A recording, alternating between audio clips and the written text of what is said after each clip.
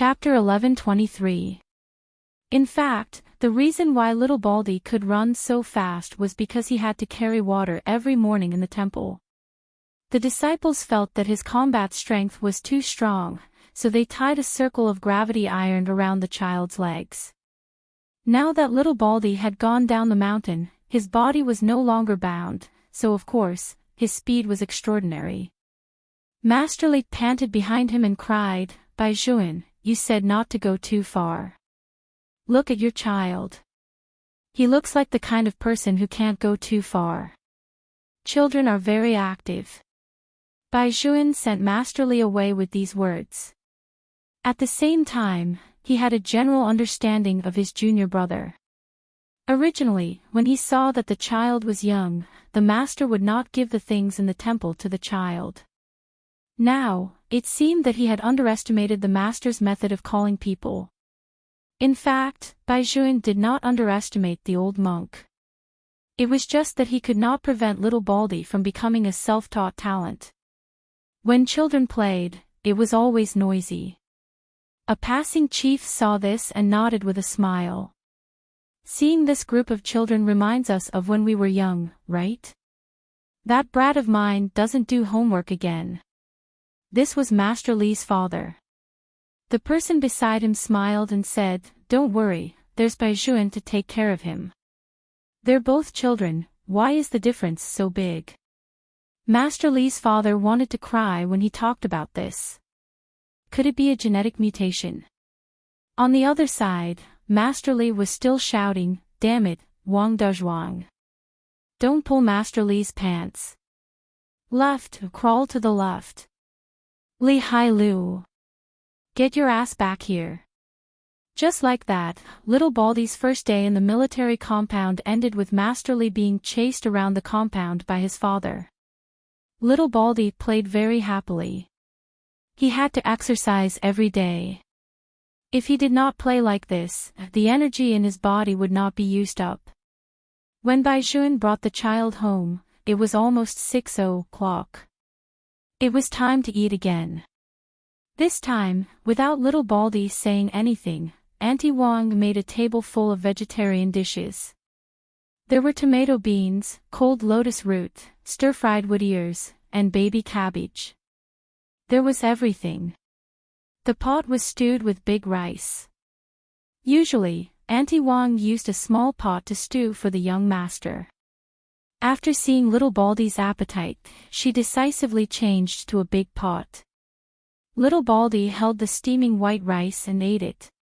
From time to time, he would raise his little head and smile at Bai Juan. For little Baldy, the happiest thing in the world was being able to eat white rice. Only then did Bai Juan realize that the child's favorite was not big steamed buns, but rice. After discovering this, Master Bai immediately called the canteen in the courtyard and asked them to move all the rice that had been transported from the northeast. The prerequisite for raising a child was to feed her well. Little Baldy was indeed very full. With a round belly, he carried a small stool and ran around. She wanted to wash the dishes herself, but Auntie Wang wouldn't let the child touch them no matter what. Since little Baldy had nothing else to do, he started to move the stool again. Young Master Bai reached out and grabbed the child, taking her out for a walk. Little Baldy walked slowly this time. He was very obedient and let the little brother hold his hand. The white cat walked in front of him. When an old chief saw them, he asked, "Hey, who is little Bai holding hands with? Why are you dressed like this?" "My younger brother just came down from the mountain." Everyone that Bai Juan met said that the child was his. When they came out for a walk at this time, they would only meet those old men in the courtyard. Bai Juan's action was undoubtedly to reveal little Baldy's identity. Young Master Bai had thought of many things since he was young. Since she was his child, she would definitely be involved in both the military and the political in the future. He had to nurture the child's ruthlessness. At the very least, no one would dare to provoke little Aju. As for boys, they had to be raised with more integrity. This was what his grandfather often said when he raised him. Young Master Bai thought that this method should be suitable for little Aju. Little Baldy was soft and cute to begin with. When a few old chiefs saw her, they all wanted to hug her. Amit Ba. Little Baldy bowed and shook her head. Aju is too heavy. The grandpas can't carry her. The adjutants beside her would not let the old chiefs carry her either. Like coaxing a child, they coaxed the old men. They could not hug her, but they had to pinch her. Who knew that the Bai family's boy was so protective? When he saw them make a move, he said, "Grandpas, it's getting late. Aju still has to go back and wash her hands and sleep. I'll bring her out tomorrow morning to accompany the grandpas in military boxing."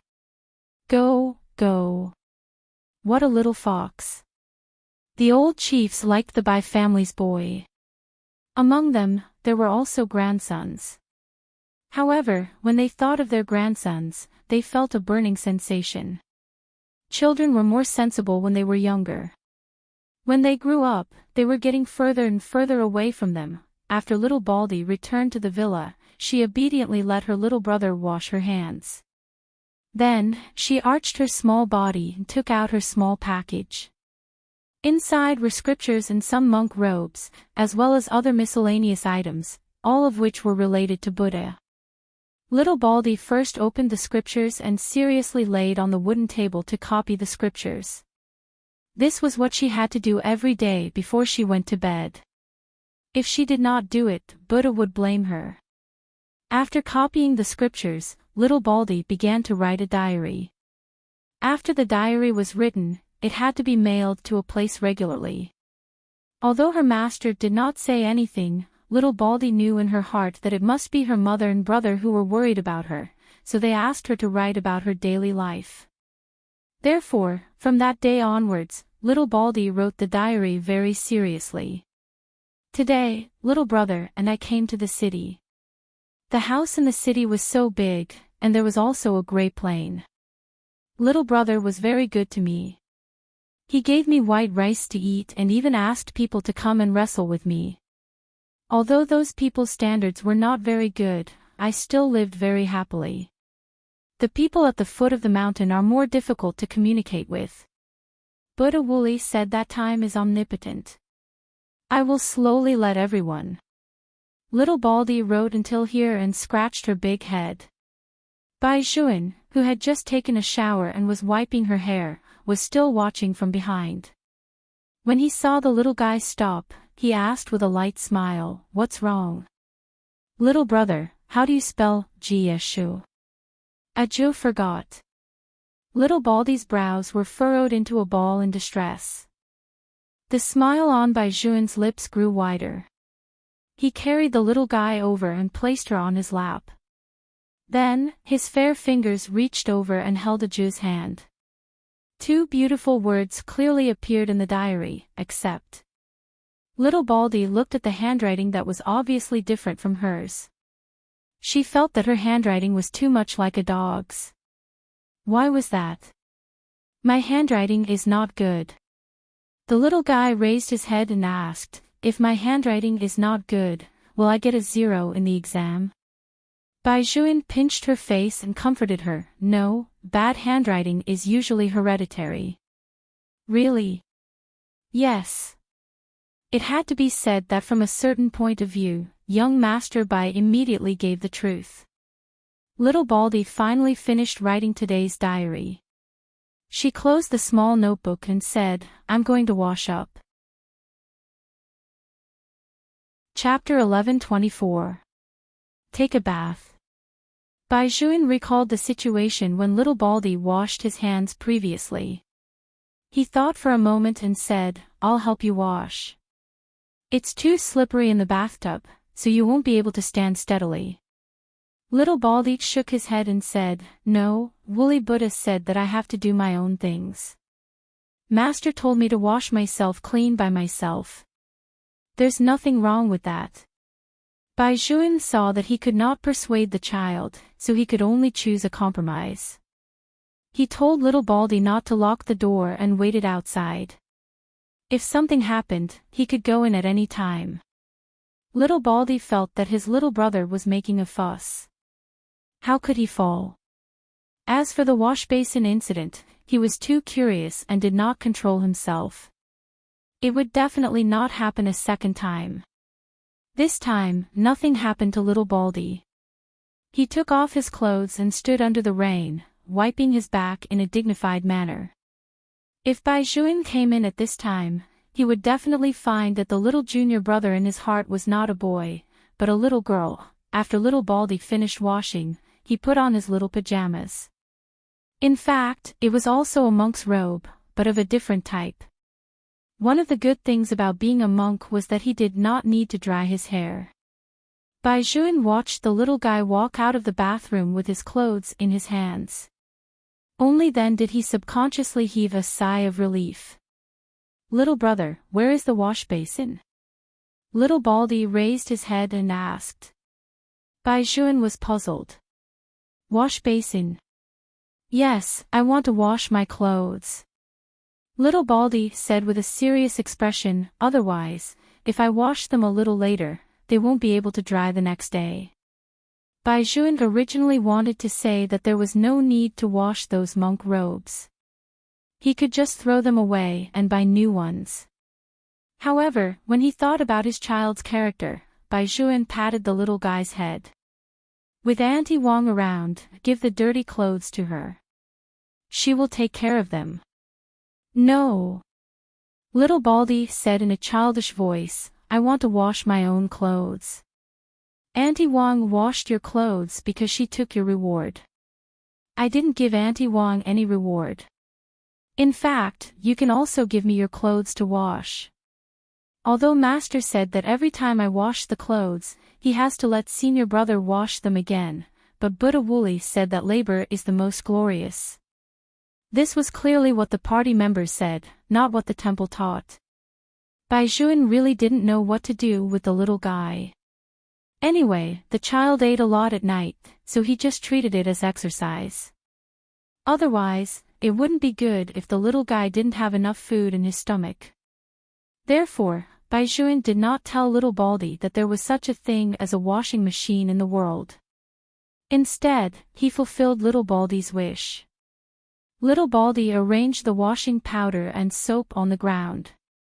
She carried the wash basin and filled it with water. Then, she ran to Bai Juan and asked, Little brother, do you have any clothes that need to be washed? Bai Juan thought for a moment. He really needed to train the little guy's hands-on ability.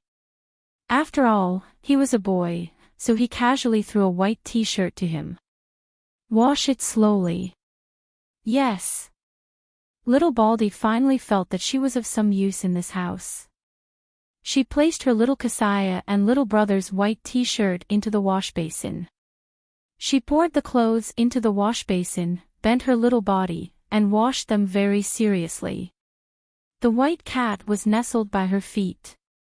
It first glanced at Bai Juan, then leaned its head on the little master's instep. Little Baldy was very happy to wash. Bai Juan sat at the side, looking at the child who was seriously struggling with the washing powder bubbles. He watched as she tugged at her t-shirt and rubbed it. When she raised her hand, her little nose and head were full of bubbles. He could not help but laugh. Little Baldy did not know what her little brother was laughing at. She only knew how to be happy. She also had a lot of energy in washing the clothes. Later, Bai Juan finally understood why the master did not let the child wash the clothes. Those rough monk robes were still okay, but that Givenchy t-shirt of his could not be worn anymore. Only this child of his could wash the clothes until they were ruined. Bai Juan felt that no matter what, he still had to praise little Baldy. After all, she had worked hard. However, he also had to remind little Baldy to pay attention to her strength when she washed the clothes in the future. Little Baldy was surprised. Isn't that good? I was afraid that I wouldn't be able to wash it clean, so I used twice as much strength. You don't have to work so hard in the future. Bai Juan wiped the sweat on the child's forehead. Little Baldy nodded and felt around in her bag again. She took out a pacifier and put it in her mouth. Little brother, why don't you ring the clock? My eyelids are heavy.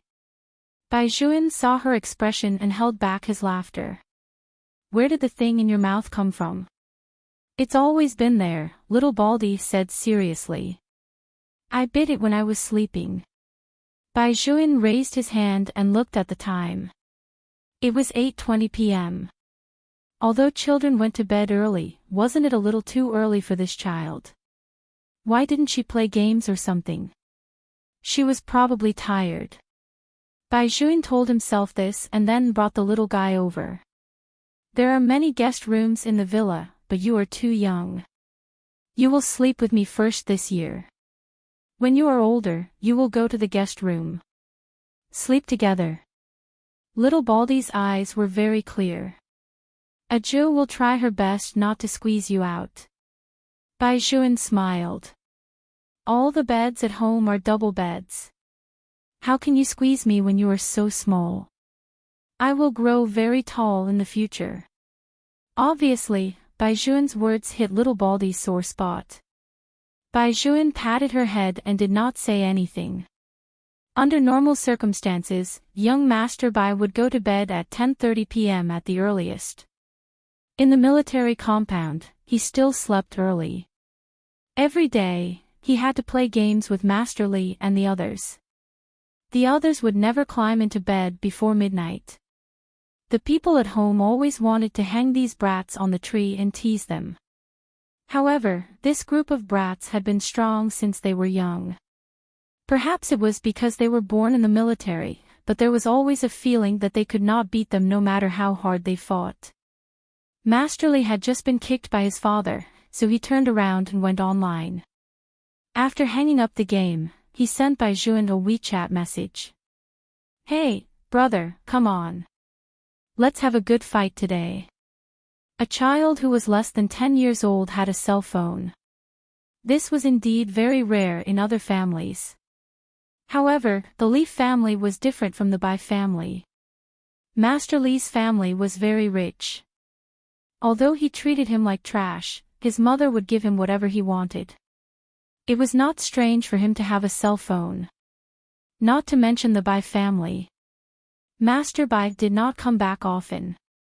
Baijuan was the one who made the decision. He could buy whatever he wanted. Usually, the electronic products were the latest. He also did his homework on the tablet. After all, the children in the city now handed in their homework and had to send it to the teacher's mailbox. Baijuan glanced at WeChat and only replied with 5 words, I'm not playing. I'm accompanying my younger brother. No way. Master Li looked at the reply and shook his head. Was Baijuan really addicted to raising other people's children? It was unlikely. With Master Bai's personality, it was probably only for a day. Chapter 11:25. But in fact, Master Li was wrong this time. Baijuan was very patient when it came to Little Baldy. He turned off the lights and went to sleep. Little Baldy was afraid that he would squeeze Baijuan, so he carefully crossed over and slept on the side. Baijuan went to bed 10 minutes later than Little Baldy. It was said that children were short of water at night. If the weather was too dry, it was easy to have a nosebleed, so it was necessary to prepare some water. This was the first time young Master Bai was so considerate for others. When pouring water, even Auntie Wang wanted to help. Baijuan said that he would do it himself. After testing the temperature of the water, he put a drop of honey in it for the child. Only then did he take the things upstairs. When he entered the room, it was very quiet. Seeing that the little guy was already in a daze, Baijuan called out in a low voice, Aju. Little bald head grunted and didn't even turn over. Baijuan rubbed his little palm with his fingers. There were red marks left from the fight today.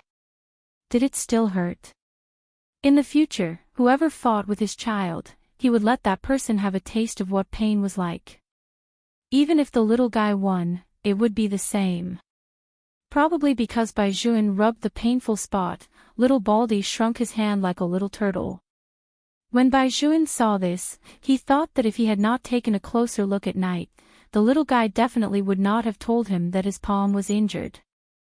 Baizhuan had lived in someone else's house before, so he knew what it felt like to live under someone else's roof. It was because he knew that he cared more about it. Little Baldy was completely asleep. His little hand grabbed Baizhuan's pajamas, and his little face followed suit.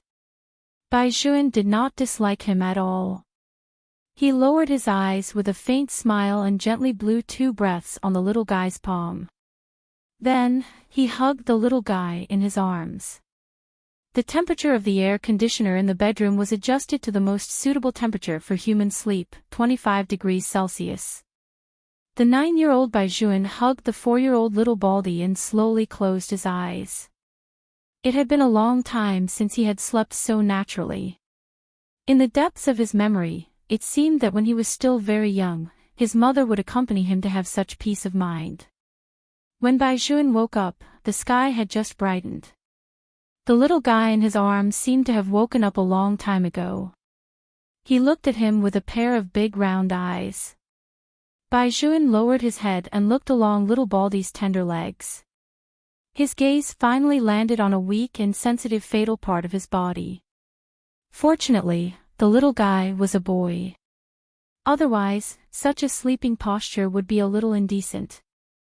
"Little brother, are you awake?"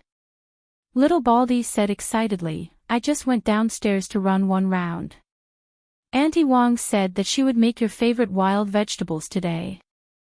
I will go out with Auntie Wang to buy youtiao for you in a while. Auntie Wang told me not to disturb you.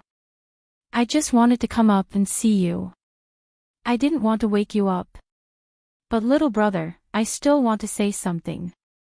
Woolly Buddha said that only by sleeping early and waking up early can one live a long life." Baizhuan was really sleepy. If it was someone else who disturbed him like this, the outcome would definitely be ugly. At the beginning, Baizhuan's expression was a little bad. After listening to the child's nagging, he knew that she was thinking about him. His heart felt warm. He lifted the quilt and covered little Baldy with it. "Sleep with Big Brother for a while."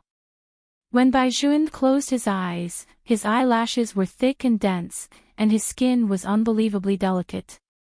In addition, he was originally noble, so when he looked at him like this, he was even more good-looking. Little Baldy was being carried by Baizhuan, so she could not move around casually. She had to listen to Auntie Wang's words. She could not disturb little brother's sleep, but she could not say anything else. Buddha had said that the best plan of the day was in the morning.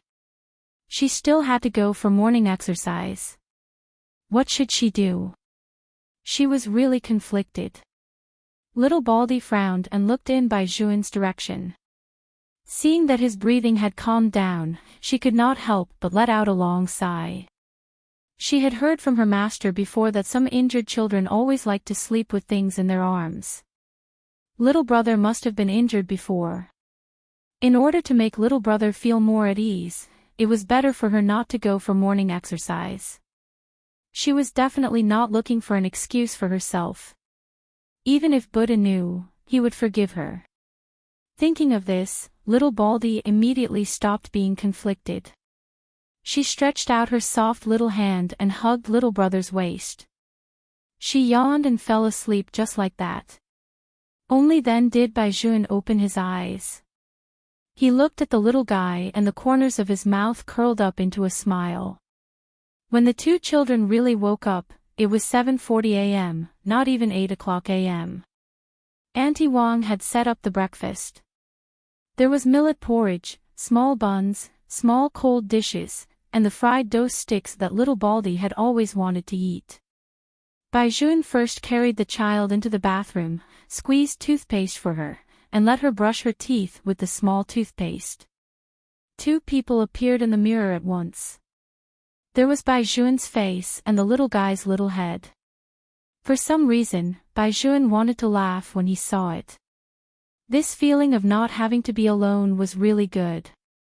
Previously, he was not willing to adopt anyone. To be honest, Baizhuan had always been a very selfish person. He did not want any accidents to happen in his life. If it were not for his grandfather's insistence and his master's persuasion, he definitely would not have gone to the temple to bring little Baldy back. But now, just as his grandfather had hoped, he seemed to have a human aura. Moreover, Baizhuan was very clear that this was all because of the little guy in front of him. If it were someone else, he would not have such a feeling. In the future, this person would be his. That was probably how he felt. He had to be responsible for the little guy. After all, Aju was still so young. She would definitely be bullied when she went out. But in fact, everyone knew that with little Baldy's ability to fight, it was already good enough that she did not bully others when she went out. How could she be bullied? Just as Baizhuan was distracted. Little Baldy licked her little lips and said seriously, "Little brother, this toothpaste is very delicious. It's completely different from the one my master bought for me in the past." Baizhuan was speechless. This attribute of being able to eat anything had to be changed immediately. Little Baldy only tasted the taste. She was not stupid enough to really eat the toothpaste. This was the cutest. She gulped down a big mouthful of water. After rinsing her mouth, she lowered her little head and spat out the water in the sink. Baizhuan patted his child's head and wiped her face. Then, the two of them walked out of the bathroom. Auntie Wang felt gratified when she saw this scene. After Baizhuan's parents passed away, she came to the Bai family. At that time, the Bai family had already changed 3 cooking aunties. The old chief was often not at home, leaving the young master alone. In the beginning, those cooking aunties still cooked for the young master obediently. Later on, they began to be scheming. It was said that there was once an auntie who wanted to take the Bai family's money while the old chief was not around. After being discovered by the young master, she said that she wanted to buy delicious food for the young master and told him not to talk nonsense. Chapter 11:26. At that time, the young master was indifferent to everything. He did not even inform the old master. He directly called the adjutant in and dismissed that auntie. Such an action was undoubtedly a sign of overmaturity for a 5-year-old child. The old chief's worry also began at that time. Because after that time, the old chief consulted a psychiatrist for the young master. At that time, the psychiatrist only gave the old chief one sentence, saying that the young master was still young and not obvious. In the future, whether he walked on the military or political path, such a person would only do things ruthlessly because in his heart, there was no love at all. In fact, if he was a little more extreme, he would become a dark figure. Once he committed a crime, he was even more vicious than a real outlaw. Now that little Aju was here, looking at the way the young master spoiled the child, he was really no different from other people of the same age. Except for when it came to dealing with little Aju, the young master liked to do it himself. He was more composed than young Master Li and the others, but the smile between his brows was warm. Little Baldy was already sitting on a small chair and eating with a small spoon. When they were almost done eating, someone came in from outside. It was Lin Ziwen, Master Li, and the others who had talked about little Baldy yesterday. When Lin Ziwen first entered the room, her small face was a little ugly. She had already tried her best to smile. Children nowadays were different from before. They knew a lot of things at such a young age. Even if she did not like little Baldy in her heart, Lin Ziwen would not show it. She only said to Baizhuan, "I was wrong yesterday. Since Aju has entered the Bai family, she is a member of the Bai family. In the future, I will treat Aju like my own younger brother. Brother Baizhuan, can you not be angry with me? I didn't mean to say that about Aju." Behind Lin Ziwen was a group of other children, both men and women. Everyone stood there and looked at Baijuan. This undoubtedly showed Baijuan's status as the king of children in the military compound. Little Baldy was eating happily. He raised his head from the big bowl and sized up the people who came in with his clear and bright eyes. Baijuan patted the child's head. "Don't look around when you eat." Little Baldy was very obedient. He didn't look at anyone anymore and stuffed a small vegetable bun into his mouth. His cheeks were puffed up and he looked very cute. Looking at the way she ate, Li Hailu felt hungry. He licked his lips and looked at Baijuan. "Do you still have vegetable buns in your house?" "Yes." Baijuan glanced at him and said indifferently, "There are still 3 left. I want to leave them for Aju as snacks." Li Hailu truly felt that Baijuan was someone who didn't want him as a brother after having a younger brother. "Forget it, I won't eat today. I'll eat at your house tomorrow." As little Gangster Li spoke, he turned his head and shouted at the top of his voice, "Auntie Wang, when you cook tomorrow, cook mine too." Little Baldy did not understand. She turned around and asked Baijuan, "Why did you come over to eat tomorrow? You can eat lunch and dinner today." "Little brother, has Master Li always been so stupid? Is that why he got a duck egg in the exam?" Little Gangster Li was speechless. Inexplicably, he felt that his intelligence was being looked down upon. However, the little monk was right. "Auntie Wang, I'll eat here for lunch today." Baijuan put down the wooden chopsticks in his hand. He did not even look at Lin Ziwen, who was standing beside him. He tidied up his sleeves and said, "I can't eat at noon today. I'm going to take Aju out to buy clothes in a while." "Buy clothes? Go shopping?" Li Hailu's eyes lit up. He grabbed Baijuan and said, take me. You don't know how strict my father is on me now. I can only run to your house.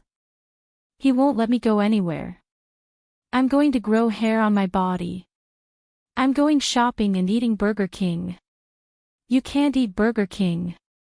You have to give Aju a vegetarian diet." Baijuan pushed his hand away. Li Hailu did not care about food anymore. "I can eat anything, as long as I can go out. You treat me to a meal." Baijuan had always known how to trick his brother. Li Hailu gritted his teeth. "Add a condition. Let me copy your homework." "Sure," Baijuan said as he picked up little Baldy, who was full. The rest of the children looked at each other. Lin Ziwen also wanted to go out. After hearing the news, she even went home and asked the driver to specially prepare a car. She originally wanted to follow the Bai family's car all the way. She did not expect that she would waste too much time combing her hair. When she went out, Baijuan's car was already gone. The Bai family's car was big to begin with. It was a military Hummer. Other than the driver, it could also seat about 5 adults. It was more than enough for 5 children to sit in it. Other than Li Hailu, there were 2 other people in it. One of the children spoke very little. From the beginning to the end, he only sat there. The other was chatting happily with Li Hailu. "It's all thanks to little Gio wanting to buy clothes. Otherwise, my father would definitely not let me out. This is a good reason. Then can we all use little Gio as a topic in the future? I think this method will work." Little boys who were close to 10 years old were the most troublesome, especially those in the imperial capital. They had clearly not reached puberty yet, but they were already like little adults. All day long, they kept saying that they would wait until they entered junior high school and must find a school belle to be their girlfriend. In other words, they already knew how to look at beautiful girls on the street. "Look, what do you think of that one? Her legs are so long." Little Baldy was held in by Baijuan's hand. Every time she saw Li Hailu pointing at those young ladies, she would say "Ba." Then, she raised her little face and asked Baijuan, "Little brother, why does Li Hailu always have a soft spot for female tigers? He's a fool with a lot of money." After Baijuan said that, he did not forget to add, "So, remember, when you grow up, don't be like him. It's not handsome to be unable to walk when you see a girl." Little Baldy nodded very seriously. "Little brother, don't worry. I'm not that stupid." Li Hailu, who had been attacked countless times, no longer wanted to listen to what the two brothers behind him were saying. In short, he was always used as a reference for bad things. Li Hailu was already used to it. To him, as long as he was allowed to come out and take a breather, life was beautiful. Little Baldy had never shopped in a mall before. The distance from the parking lot to the other side of the overpass was not short. This was also the reason why Baijuan chose to go out at around 9 o'clock. Generally, large malls, such as the Great U City National Trade Center, opened at 10 o'clock. At this time, the sun would not be very bright, and there were few people, so it would not squeeze the children. Before they entered the mall, the big screen had already started to display advertisements for clothing brands. Most of them were endorsements by celebrities, and they looked very fashionable. Chapter 11:27. Little Baldy was extremely curious. Her round eyes looked left and right, and the white cat lying on her head also turned with her. When she was on the mountain, she had never seen these things. There were so many people, and there were so many cars under the bridge. Moreover, there were tall buildings everywhere. It was really tall. Little Baldy raised her head and looked at the big house with her little face. "Let's go, little Antique. We'll show you what a modern metropolis is." Master Li reached out and hooked Little Baldy's neck over. Baijuan glanced at him. He immediately retracted his hand. "Am I not used to it?" You lead, you lead." He and Baijuan grew up together. This was the first time he realized that this guy had a brother complex. Baijuan ignored this unreliable little friend. He knew that there were not many things in the temple, so he explained to Little Baldy one by one what she saw. Little Baldy did look like a person from ancient times, but even so, she held Baijuan's hand all the way. Until the big screen of the mall began to play an advertisement for children's clothing. Little Baldy suddenly stopped. She didn't even hold Baijuan's hand. She ran to the opposite side of the screen. Her little hands grabbed the railing and looked at the star that appeared on the screen. The other party was less than 10 years old, but he was wearing the hottest black skeleton t-shirt this year. His skin was very white, as if he didn't need foundation to show the unique temperament of a vampire. Little Baldy suddenly stood behind and stopped moving. The other children also stopped. Master Li followed her gaze and glanced over there. He snorted disapprovingly. "So it's him. He looks like a gigolo. I really don't understand. Why do the girls in the class all like this guy called Shang Xie? Is he very handsome?" Handsome. Little Baldy had never been so hostile to anyone. Her eyes were cold. "Don't talk about him. If I hear you talk about him again in the future, I'll hit you." Little Gangster Li was dumbfounded. What was going on? Could it be that a Jew was also chasing stars? Baijuan also frowned. He thought for a moment and reached out to bring the child to his side. "A Jew, you can't just beat people up." "I know," Little Baldy said in a muffled voice. Baijuan still didn't want to scold the child too much. "Be good. I'll take you to buy clothes." "Yes." Although Little Baldy agreed, he turned around to take a look every step he took. When the advertisement was gone, he seemed to be in a good mood. Baijuan also noticed the change in the child. He thought that she was happy because she was going to buy new clothes. In fact, Baizhuan did not know. The reason why little Baldy was so happy was because he saw his brother here. Her real brother. Bailey Shangxia. When they were on the mountain, little Baldy would always receive all kinds of things. They were all sent to him by his second brother. There were photos of her parents, as well as photos of her two brothers. There were also 4 people together, deliberately leaving space for her to take a group photo. Little Baldy was very clear that her brothers were all waiting for her to return. Because he couldn't see his brother, seeing Bailey Shangxia appear on the screen was the best thing for little Baldy. He was really happy. Buddha Wooly must have heard his wish. Of course, he also had to thank the little brother for bringing him out. Otherwise, he wouldn't have been able to see his brother.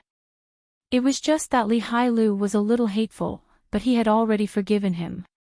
After all, his brother was so handsome, he would definitely be envied by others. He understood that. Thinking of this, little Baldy nodded his big head as he did what he wanted to do. Baizhuan looked at him from the side and raised his eyebrows in confusion. What's wrong? Nothing, it's just that Aju is so happy today. Little Baldy said seriously, I'm even happier than eating 10 bowls of white rice. Baizhuan was speechless. Today's lunch could be directly eaten with white rice. A group of half-grown children coming to the mall to shop was always very eye-catching. In addition, these children were all very good-looking. The most eye-catching thing was that there was a little monk among them. Many people saw it and wanted to take a photo of little Baldy. After all, he looked too cute in a monk's robe. Baizhuan was protecting the child at the side. After arriving at the mall, he went directly to the place where sunglasses were sold and chose a pair of small sunglasses for little Baldy to block the sun. Li Hailu also tried it on at the side. However, the 4 boys' greatest interest was to dress up little Baldy. After choosing the sunglasses, they greeted little Baldy with small school bags and small watches one after another. The 4 boys were having a great time. Looking at the things hanging on little Baldy's body, they felt a sense of accomplishment. In fact, Baizhuan would not really go out without people. It was just that the Bai family had always kept a low profile. 2 special forces soldiers in casual clothes followed the children at a leisurely pace. Outsiders could not tell at all. After buying these bits and pieces, Baizhuan brought the child directly to the 3rd floor. It was specially for children's clothes, and the brands were very well known. Baizhuan felt that the most important thing was to buy 2 pajamas and a few pairs of underwear for the child first. He could not always let Aju sleep in a monk's robe. The quality of the clothes on the 3rd floor was generally very good, and the material was soft to the touch. Baizhuan immediately took a fancy to one of the yellow kitten pajamas. Such pajamas would definitely look good on Aju. She even had a pair of furry little ears. She was very cute. Although the color was a little feminine, Aju was only 4 years old. It should not be a problem for her to wear any color. With this thought in mind, young Master Bai wanted the salesperson to take down the pajamas. It was the first time the salesperson had seen a few children buying clothes alone. She tiptoed and looked behind them. Then, she said indifferently, you can only try it on with your parents. Baizhuan heard this and opened Li Hailu's backpack. He took out a card and casually handed it to the salesperson. His voice was very indifferent and did not have any other meaning. Take the clothes down. We want to try them on. Only then did the salesperson realize that even if the other party was a child, in a place like the capital, there were many children of officials who would come to shop by themselves. Now that she saw the card in Baizhuan's hand, she immediately changed her attitude. She took the cat pajamas and handed it over. Young master, you really have good taste. This pajamas is especially good in our shop. Who do you want to buy it for? What's the size? My brother will wear it. As Baizhuan said this, he pulled little Baldy over and let the salesperson see for herself. After the salesperson saw the little person's height, she immediately took the smallest pajamas for her and wanted to follow little Baldy into the fitting room. "Give me the clothes, I'll help my brother wear them." Chapter 11:28. Baizhuan was not at ease leaving the child in the hands of such a powerful salesperson, even if she changed her clothes. Moreover, although Aju was very young, she was still a boy.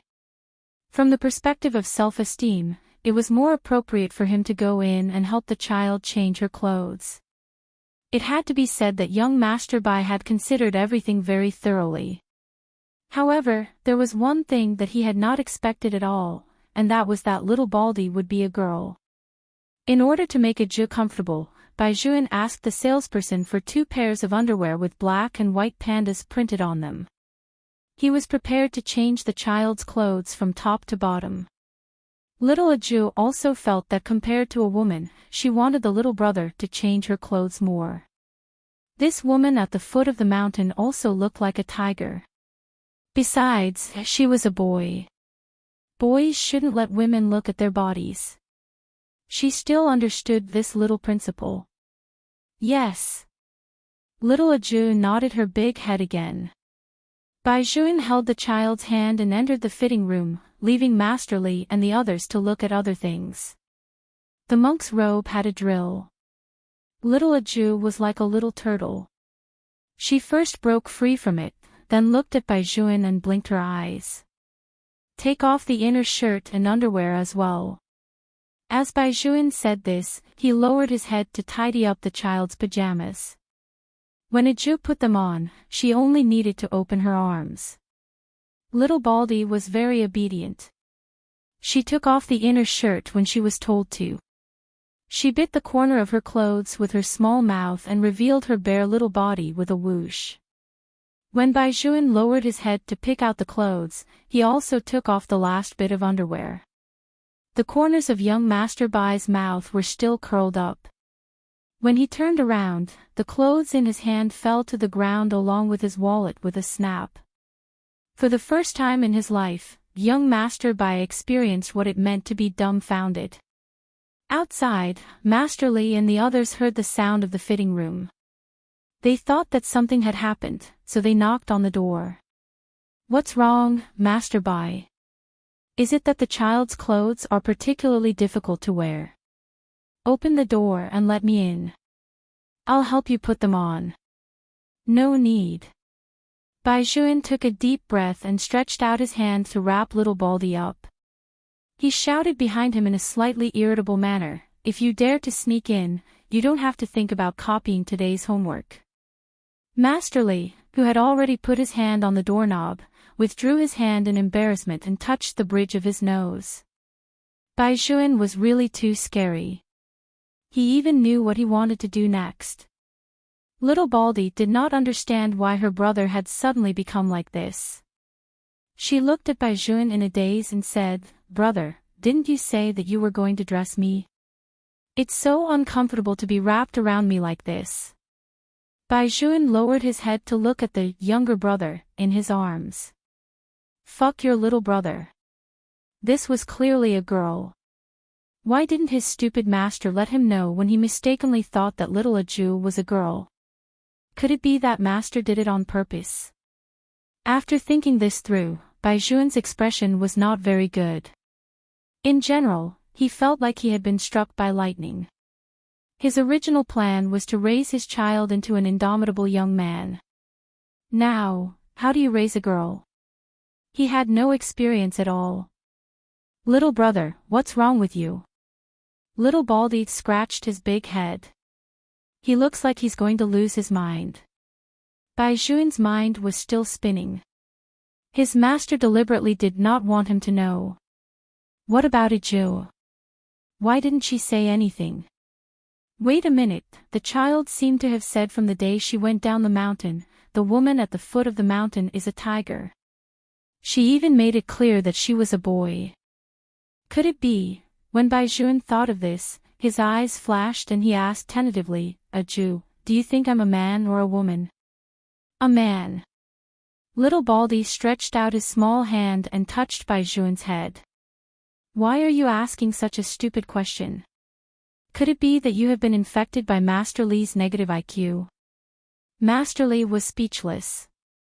What about you? Are you a man or a woman? Baijuan continued to ask. Little Baldy put his two small hands on his waist, and even his cheeks puffed up. A boy. Little brother, the questions you asked today are so strange. I'm so manly, and I'm going to be the abbot of the temple in the future. Of course, I'm a boy. Look at my head, it's already shaved like a little monk. The temple doesn't accept girls. If you ask me like this, it's obvious that you're uncultured. It's really insulting woolly Buddha. Manly. Baijuan reached out and covered his forehead. He suddenly felt a headache. When he first brought the child over, he did feel that a child like little Joe would definitely be a boyfriend when he grew up. For this, he felt that it was not bad. After all, he did not like petty boys. But little Joe was a girl. Baijuan felt that what he needed to do the most now was to let the child realize the fact that he was a girl. Little Joe, come, sit properly. Baijuan swore that he had never been so patient. Little Baldy tugged at the clothes wrapped around his body in confusion. Aren't you going to wear clothes? Yes, you have to wear clothes first.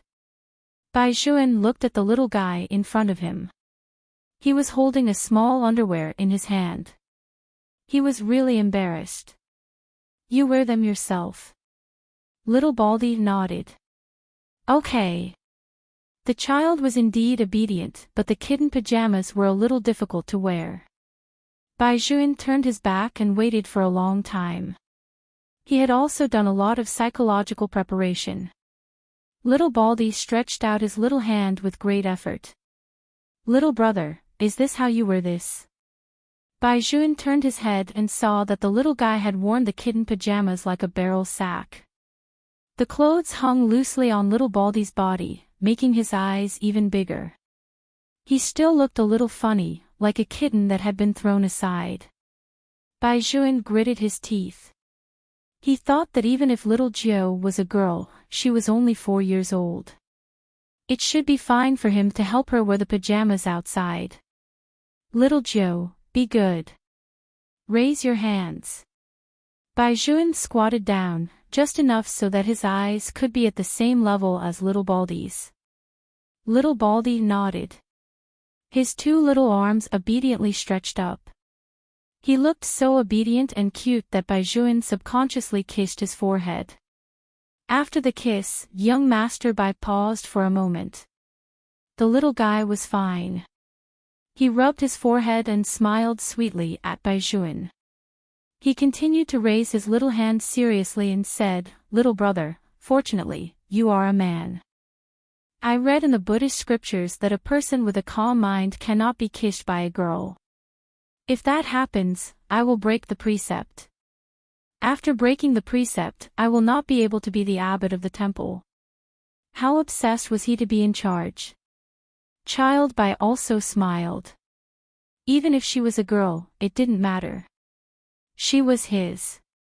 However, there was one thing that had to be changed. That was the education policy. Chapter 1129.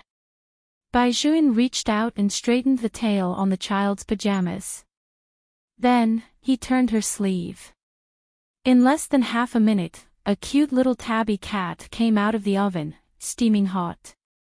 Little Baldy followed behind Baijuan just like that, like a little mascot. Li Hailu watched from the side and couldn't help but exclaim, Fuck, what's that saying? Buddha relies on gold, and people rely on clothes. Ajo looks really good in pajamas. Come, little Ajo, come and take a photo with me. I'll make those who don't have a younger brother envious to death. Baijuan pulled the child back and said to Li Hailu, I have something to discuss with you. Li Hailu was stunned. That was Master Bai. Master Bai had done everything by himself since he was young. When had he ever been kind to others? Li Hailu was excited and shouted, "What's the matter? What's the matter? Let's talk about it later." Bai Juan glanced at the other two friends beside him. "Let's find a place first." Li Hailu suggested, "The Burger King is downstairs." "You forgot that a Jew can't eat meat." Xiao Lin reminded him. He had never liked to talk, and his voice was cold. If he did not like little Baldy, he definitely would not have let her notice him. Li Hailu patted his head. "We can only order cola ice cream and fries. A Jew definitely hasn't eaten fries before. Children love fries." "Fries?" Little Baldy leaned over with her big bald head. "What's that?" Li Hailu spread his hands, meaning, "Look." "Okay, let's go to the Burger King." Bai Juan held little Baldy's hand and wanted to leave. Little Baldy twisted her little body. "Monk's robe, my monk's robe." According to the child's personality, if he said to throw it away, it would definitely not be allowed. Bai Juan asked the salesperson to put the monk's robe on the child. He brought the little tabby cat downstairs. Not being able to eat meat was simply torture for boys. Little Baldy also saw it. She raised her small face and said to little Gangsterly, who was in line, "You can order meat, but a Jew doesn't eat meat. You can eat it. I want to cultivate." Woolly Buddha said that you can't ask others to eat vegetarian like you. You have to be tolerant. When you grow up, you don't need to be abbot. When Master Li heard this, he turned around and glanced at Bai Juan. "Master Bai, do you feel that the words that your child says are always so likable? They are all great principles that even adults can't do. What's that called again? Great wisdom appears to be stupidity."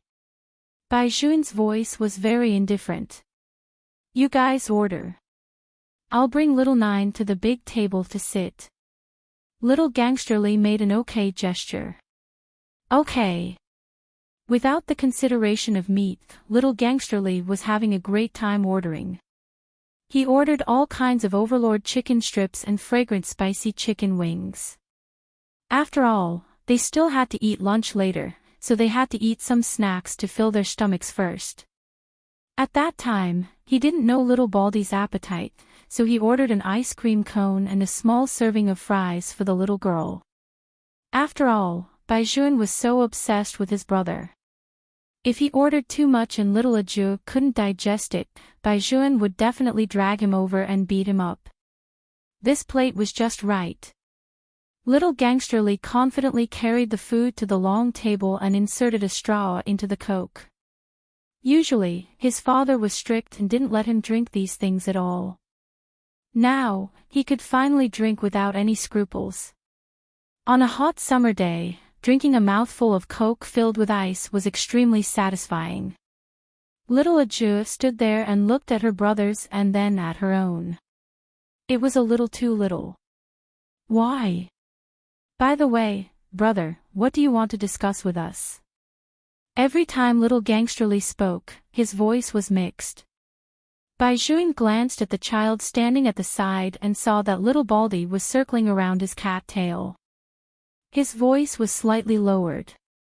"Aju is a girl." Pfft. Little Gangsterly spat out a mouthful of Coke. Little Baldy and Bai Juan had both learned martial arts since they were young. Their reaction speed was extremely fast, and they dodged in a flash. The other two people were not so lucky. They were spat in the face by little Gangsterly. "No, no, cough, cough, cough." "Master Bai, what did you say?" Little Gangsterly's eyes widened. "Our little monk is a girl. A delicate girl like the prettiest girl in the academy." Bai Juan looked at him calmly. "That's my girl, not yours." "I'm not a girl." Little Baldy was very angry. She looked at little Gangsterly seriously and denied it very firmly. Little Gangsterly didn't listen to little Baldy and only looked at Baijuan. The other two people also wiped their faces with a tissue. After one of them gave little Gangsterly a punch, they also waited for Baijuan's answer. I found out when I was changing her clothes just now. Baijuan made the decision, so it definitely couldn't be fake. Little Gangsterly was dumbfounded. He rubbed his handsome face. But little Aju said that she's not a girl. She thinks she's a boy. Baijuan rubbed his aching forehead. That's why I wanted to discuss with you guys how to make her believe that she's a girl. Little Baldy was still shaking her head solemnly. I'm not a girl. Little brother, I'm not a girl. I'm not a girl. When the little person denied something, she really buzzed like a little fly. However, she was always cuter than ordinary children. Her voice was not loud, and she even spun in circles to chase the cat tail on his pajamas. Don't doubt, this was the latest toy that little Baldy found for him. Master Bai, can you let her be quiet first? Little Gangsterly didn't know why. Why did the little person keep spinning around him? His eyes were dizzy. Baijuan was worried that the child would spin too much, which was not good for her body. He stopped little Baldy and fed her a French fry. Little Baldy was really angry at first. She didn't understand. She was clearly the person who was going to be the abbot in the future. Why did little brother think that she was a girl? But little brother was very good to her. He even fed her a very delicious thing. It was sweet and crisp. It was a little like a baked potato, but it was better than a baked potato. The little person was immediately happy. She temporarily put aside the question of whether she was a boy or a girl and raised her little face to accept Baijuan's feeding.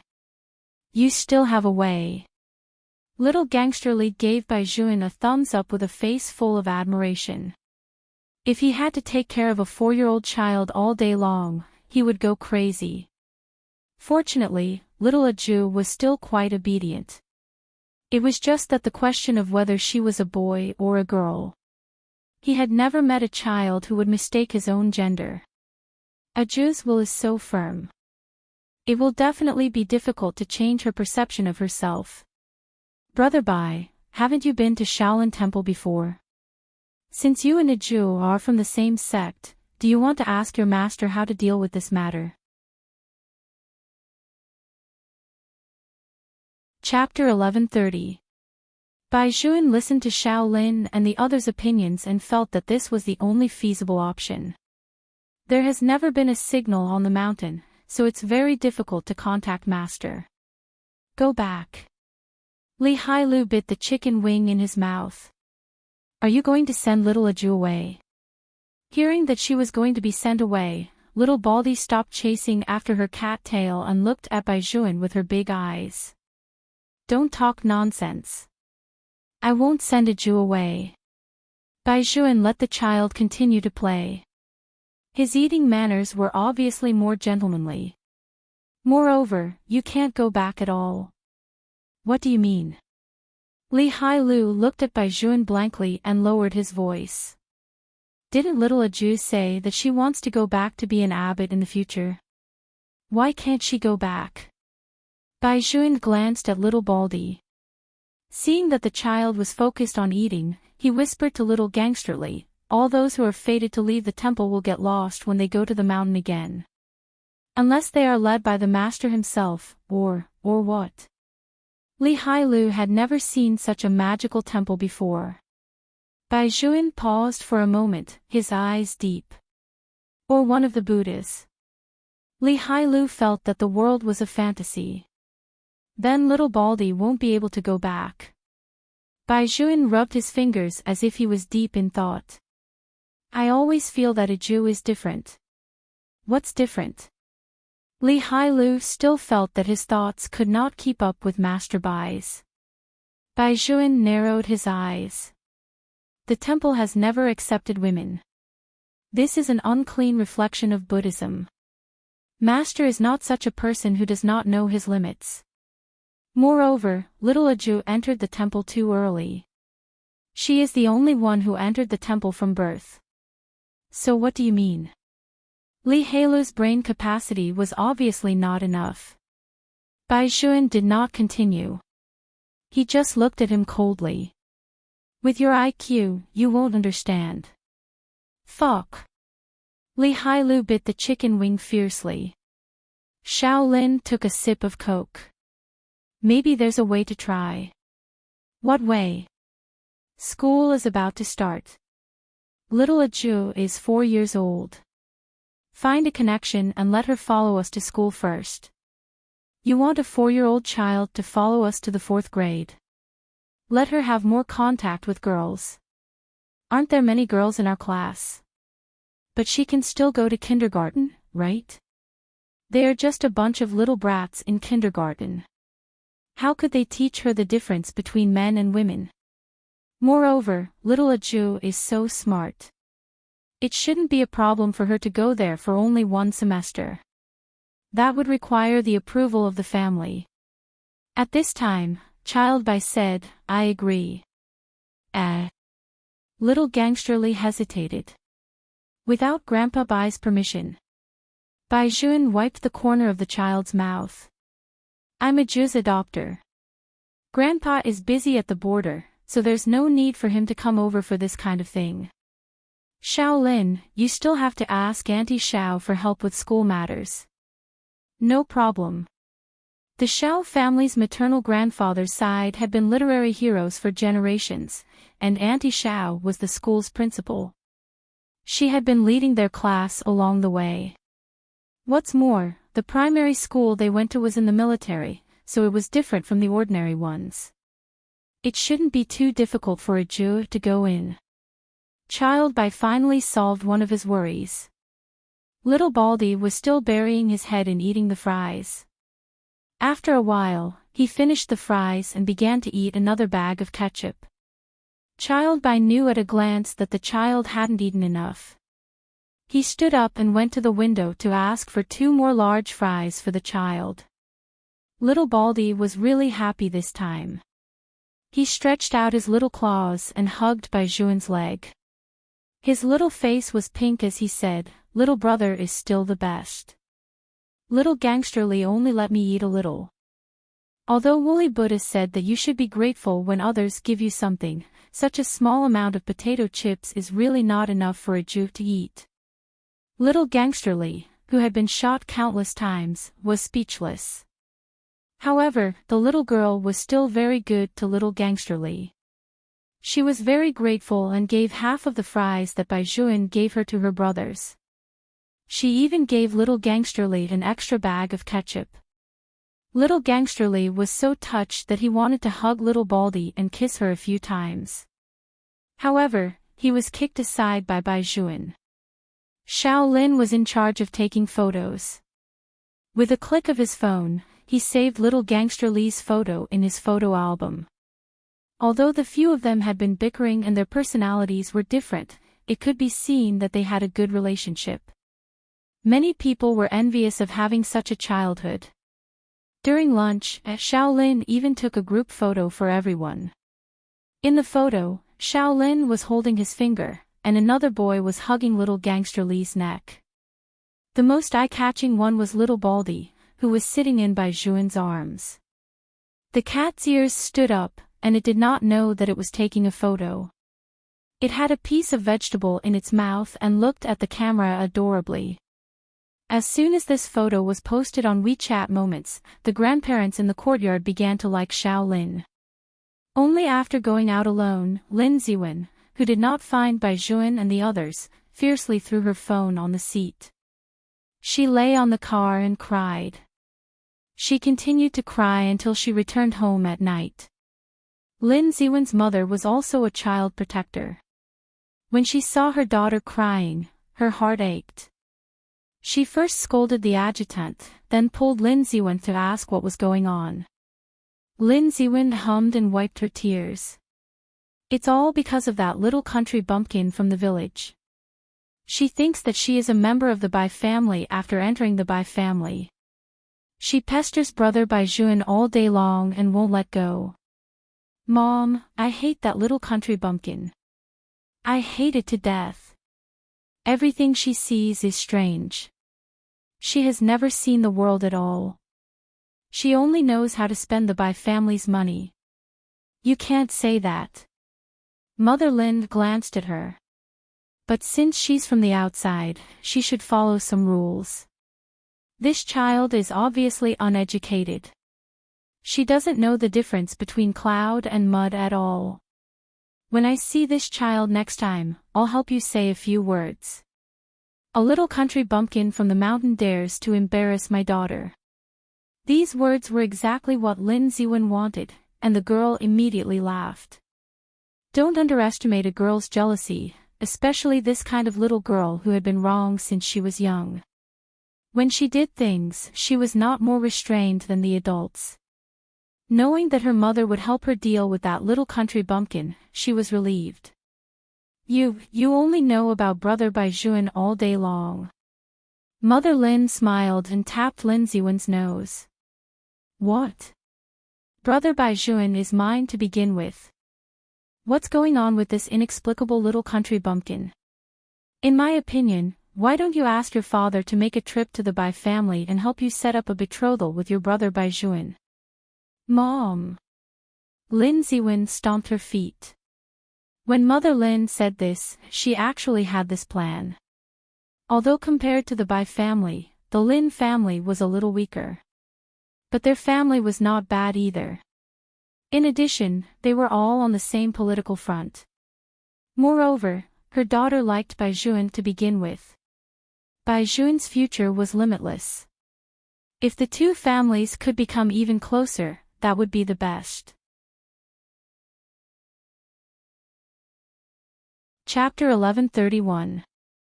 In the military compound, they were actually more particular about matching in terms of social status than ordinary families. However, these details were usually not known to people who were far away from the circle. It was actually a very simple matter. Usually, what we learned was that the rich second generation married a celebrity and thought that they were very powerful. However, what really made the celebrities squeeze their heads to enter was the military and political circle. But no military officer would marry a celebrity. To put it cruelly, they only knew how to play. From the moment they were born, it meant that their other half had to be from the same family. If not, at the very least, they had to come from a well-off family and be well-educated. Mother Lin was confident that the Bai family would also choose her daughter. After all, it was obvious. Right now, she only had one thing in mind, and that was to find an opportunity to teach that poor kid from the mountain a lesson. Since they were here, they should follow the rules here. At 5:00 in the afternoon, when it was close to dusk, it suddenly started to rain sporadically in the imperial capital. The group of children who were the backbone of the group had finally returned. Bai Juan was still holding little Aju in his arms. The ground was full of water, so he did not let her go down. When the rest of the children saw the Bai family's car, they all recognized the license plate number. One by one, they all came out. 4 of the 5 came to ask Bai Juan to copy their homework. After all, there were only 7 days left until the end of the summer vacation. If they did not take advantage of this time to copy what they could, when school reopened, they would definitely owe more debts. The most annoying thing was the diary that the teacher had given them. Oh my God, wasn't it making things difficult for a group of big boys to record their daily lives like girls? Could it be that they had to write in their diary every day, "Ah, the weather is so good today. I stayed at home and played online games for the whole day." Or, "Today, I went to the East Courtyard to fight with Brother Bai and the others. It was so cool." No matter what they wrote, the teacher would definitely let them call their parents. Therefore, the boys should not be allowed to write in their diary for summer homework. Wasn't this clearly asking them to lie to the teacher? If they did not want the teacher to criticize them, they could only write, "The weather is good today." I dream of the red chamber at home for the whole day. Or, they could also write, "It's raining outside, so I can't go out with my parents. I obediently cooked a sumptuous dinner at home. That was why." Teacher, don't play tricks anymore. Can you be more sincere? The above were the original words of Li Hai Lu. Little Baldy couldn't understand these things. Firstly, she didn't know what League of Legends was. Secondly, she had to write in her diary every day. She was already used to it. Therefore, a group of boys sat beside the coffee table, sticking their little butts out and copying homework, while a few others held their noses and racked their brains to write diaries. Little Baldy also took his own diary. She felt that this kind of learning atmosphere was very good, although Li Hai Lu looked a little silly with a horizontal bar on his head. However, this did not affect Little Baldy's mood. She lowered her head and clenched her fists as she wrote seriously, "Today, little brother took me out to buy clothes. The clothes were very interesting. Xiao Bai and I have been chasing our tails. We were really very happy. Most importantly, I even saw him. He is even more handsome than in the photos. No wonder so many people like him. Moi, woolly Buddha, thank you. Thank you, Buddha." When the child was writing in her diary, Bai Juan was standing behind her. He was holding a bottle of BLK mineral water in his hand. When the youth drank the water, his side profile was especially beautiful, especially under the light from the corner of his eye. Even the tip of his nose seemed to emit a gentle light. When he saw the last sentence that little Aju wrote, "Most importantly, I even saw him," Bai Juan frowned. Although many people in their class liked that celebrity called Bailey Shangxie, he did not expect that Aju would also like this type of boy. "Little brother, I've finished writing in my diary." Little Baldy stood up and reached out to touch her stomach. "Shouldn't we eat?" Bai Juan smiled. Seeing that the tail behind her was still swaying, he bent down and fed her a mouthful of water. "Auntie Wang is still doing it. We can eat in a while." "Yes." Little Baldy listened to Bai Juan the most. Seeing that he said so, she patrolled Li Hai Lu and the others with her little hands behind her back. In the end, she came to the conclusion that making this group of people do homework was more uncomfortable than making them eat durian. Little Baldy also noticed that Xiao Lin did not seem to need to write at all. He was standing in the living room and playing a game of killing fruits in front of the huge screen on the wall. Halfway through, Xiao Lin called and asked Little Baldy to kill it for him. Little Baldy also glanced at the side just now and cleverly learned how to play. As soon as she started, there were a few clattering sounds. When Xiao Lin came back, Little Baldy just happened to do a small somersault backward. Her tail swept on the ground and she landed perfectly. Xiao Lin was already dumbfounded. When he looked at the screen again, she actually broke the record. The record that he had been killing for an entire summer vacation was broken by a 4-year-old child just like that. No one who was born in the military compound admitted defeat. Xiao Lin narrowed his eyes and pulled up the shooting game. He played a round first, so of course his results were good. After all, he was someone who had touched a real gun before. However, what he did not expect was that Aju actually shot more accurately than him and used less time. She was simply beating him. "Aju, is this really your first time playing this game? I don't even know how to use this gun. I didn't press the first button just now. Otherwise, I would have fired all the shots." Xiao Lin was speechless. "So the one you missed was the equipment you weren't familiar with?" Xiao Lin turned his head and wanted to find Bai Juan for comfort. "Your younger brother, oh no, it's your younger sister. Is she really not a mechanical genius? You're too stupid." Bai Juan took the gun from his hand and then put on the game blindfold. With 3 bangs, each shot was a 10-ring crosshair. Moreover, it took very little time. Not only did he fire 10 shots in a row, but he also raised the difficulty level. Shaolin felt that it was a wrong decision to come to Baijuan for comfort. This was simply a pair of siblings who tortured people to death without paying for their lives. After seeing Baijuan's marksmanship, little Baldy ignited an unprecedented desire to fight. She wanted to compete with her little brother. However, Baijuan would not compete with her no matter what. He took her to wash her hands and fed the child a large bowl of dumplings. The dumplings were stuffed with cabbage. There were fried dough sticks in it, so it tasted especially delicious. Little Baldy ate until her stomach was bulging. Just as she was about to hug her little brother to sleep, Baijuan said to her, "We can't sleep together in the future." Chapter 1132. Why? Little Baldy didn't understand.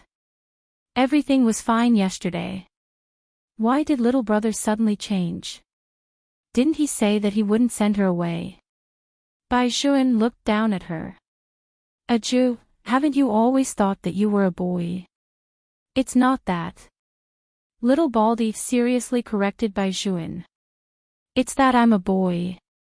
Little brother, don't forget that I'm going to be the host." Baijuan face-bombed. It was happening again. "Alright, you're going to be the host, but as for whether you're a man or a woman, we'll talk about that later." Baijuan patted the child's head. "It's not convenient for the 2 of us to sleep together now. You have to have your own room." Little Baldy's eyes were wide open and he didn't say anything else. His originally excited little face had lost the brightness from yesterday. Baijuan did not want to see the child like this, so he could only coax him with food. "Be good, let Auntie Wang take you to sleep. Come, Aju, follow Auntie Wang." Auntie Wang also knew the gender of the child. Young master had instructed her to be more careful in the future. Things like dressing the child would probably be left to her. Little Baldy was also obedient. She wore kitten pajamas, and the little ears on her head drooped down. She carried her little white cat and let Auntie Wang lead her to her room. After taking a step or 2, she turned around to look at Baijuan. She was so pitiful that she didn't like him. That look made Baijuan wish that he could become a woman so that he could hug the child and sleep together. Aju was sent to another room. Baijuan was also worried. He had just sat in the room and done some English questions when he called Auntie Wang over. "Nine is lying down." "He's lying down." The child's eyes are red. He definitely doesn't want to leave young master. "Auntie Wang, get her some water later. She gets thirsty easily when she's asleep." "Yes." "Also, go in and check on her at night. Don't let her kick off her blanket." Even after giving his instructions, Baijuan was still worried. When he thought of the child's small eyes just now, his heart clenched. But no matter how much he thought about it, he couldn't think of any good ideas, so he could only do this. Baijuan did some English questions for a while and realized that he really couldn't concentrate. He put down the pencil in his hand, changed into a jersey, and walked into the bathroom with a towel. After taking a shower, she finally felt a little more comfortable. She walked to the bedside, intending to lift the quilt and lie down. Who would have thought that as soon as she opened the lid, little Baldy's face would be revealed. The child was puffing out his cheeks, secretly competing with each other. "Little brother, I've thought about it. I don't want to sleep alone. I promised Grandpa Bai that I would take care of you. You're too lonely by yourself. Even if you don't let me sleep on the bed, I can sleep on the floor with Xiao Bai. Or if you don't want me, you can send me back to the temple. I'm not a poor monk, I'm a monk with ambition." Baijuan listened to the child's words and reached out to pull little Baldy out. "Who said that you are a little poor monk? I'm just saying, little Baldy explained, to emphasize that I don't want to be separated from you. Bai Juan was amused by her serious look. You even know how to use metaphors? Little brother, laugh if you want to. Little Baldy hugged his two short arms and sat there like a roly-poly toy. Anyway, I don't want to sleep in separate rooms. Aren't we family? Shouldn't they be sleeping together as a family? Bai Juan was speechless. He actually couldn't refute this argument. I was very sleepy. As little Baldy spoke, he rubbed his eyes with his two little claws. But Woolly Buddha said that it's not right to sleep in someone else's bed without their permission. So I persisted for a long time, waiting for little brother to finish his homework and take a shower. I just wanted to ask little brother, can I sleep with you? I won't move around at night. I promise I'll be very obedient. Moreover, I'm very soft when you pinch me. If you don't believe me, you can pinch me. Bai Juan saw that the child was so sleepy that he couldn't even open his eyes. Then, he thought about what he had just said. She had been cooped up here since he was doing his homework. Was she afraid that he would ask Auntie Wong to take him away? Bai Juan seemed to have thought of something. He lifted the little girl's back. It was already a little red. If he hadn't come out earlier, he would definitely have heat rashes. 2 days ago, he had told himself to take good care of the child. In the end, because of some male-female problem, he had to sleep in separate rooms from the child. He clearly knew that this little child was the most insecure. Bai Juan blamed himself and hugged little Aju. Is your back itchy? It's not itchy. I'm sleepy, little Baldy said vaguely. Bai Juan leaned over and blew 2 mouthfuls of cold air on him. Little Baldy only felt comfortable. As expected, little brother treated him the best. Go to sleep. Bai Juan gently patted the little girl in his arms and lay on the bed himself. He had been thinking too much. Little Aju was only 4 years old. Even if she was a girl, she was still a little girl. They didn't have to sleep in separate rooms now. It wouldn't be too late to separate after she knew that she was a girl. As Bai Juan thought about this, he gradually closed his eyes with someone in his arms. He was finally at ease. The next morning, Auntie Wong came up to clean up. She saw the 2 children sleeping in each other's arms through the half-open door. Little Aju was already younger than her peers. Being held in Bai Juan's arms, she looked even more simple and honest. Auntie Wong shook her head and smiled. She closed the door for the 2 children. In less than half an hour, little Baldy woke up. The sky had just brightened. Little Baldy took off his kitten pajamas and stretched out his little arms to put on the sportswear that Bai Juan had just bought for him yesterday. Life in the temple was very regular. Little Baldy's schedule had already been formed. He had to exercise in the morning to train his mind. This time, he didn't wake Bai Juan up. He got up from the bed, jumped off the ground, and changed into his little sneakers, intending to go out. Finally, he thought about it again. Yesterday, he promised to buy breakfast for Auntie Wong, but he didn't do it. Today, he had to fulfill his promise. Little Baldy turned around and ran to the kitchen. Auntie Wong was cooking cold dishes and boiling mung bean soup inside. Aju, why are you up so early? I'm going to do my morning exercise and buy breakfast back. What does Auntie Wong want to eat? Auntie Wong can go buy my baby. You should sleep more. No need. Auntie Wong is cooking at home. I'll go out and buy it. Buddha Woolly said that this is called a perfect division of labor. The place to buy fried dough sticks and buns is in the cafeteria of the courtyard. It's just a turn to the left. Don't go by yourself. Get an adjutant to follow you. Although the courtyard was safe, Auntie Wong was still worried. She was afraid that the child would get lost. Little Baldy said seriously, the uncles can't outrun me. I'm afraid that I'll tire them out. You brat, how could they not outrun you? Before Auntie Wong could finish her sentence, she saw Little Baldy rush out like a small firestorm wheel. This. Chapter 1133. The facilities in the courtyard were good to begin with. There were tall locust trees everywhere, and when the breeze swayed, indescribable small white petals would appear.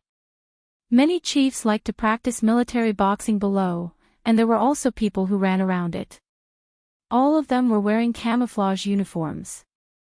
When Little Baldy saw that someone was running with her, she became more energetic and began to speed up.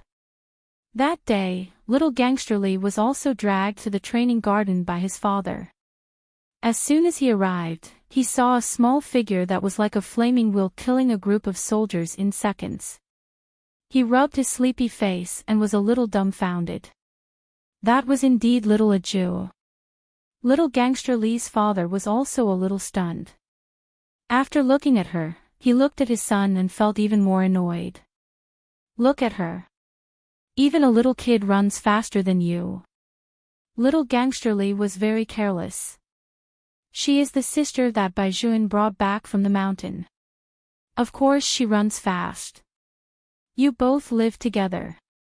How can you be so different from the Bai family's child? At this point, little Gangsterly's father wanted to kick his sons but again. Little Gangsterly snorted. That's up to you. This is completely a genetic problem. A genetic problem. I'll let you see what a genetic explosion is today. After a few laps, Little Baldy was about to go buy breakfast when she saw little Gangsterly being chased by his father all over the courtyard. In the end, that person grabbed her arm and panted. Little Aju, you have to save your brother. My father is chasing me and doesn't even care about his high blood pressure. Don't you think this is like father and son killing each other? You must have made Uncle angry again, Little Baldy said righteously. Otherwise, how could he be beaten? Little brother never gets beaten. Little Gangsterly was speechless. Fuck. Master Bai had never been a normal person since he was young. How could they compare? At this time, little Gangsterly's father also caught up. By the way, little Gangsterly's father had a wild appearance since he was young. He was tall like a bear. In addition, he had been in the army all year round. When some children saw him, their first reaction was fear.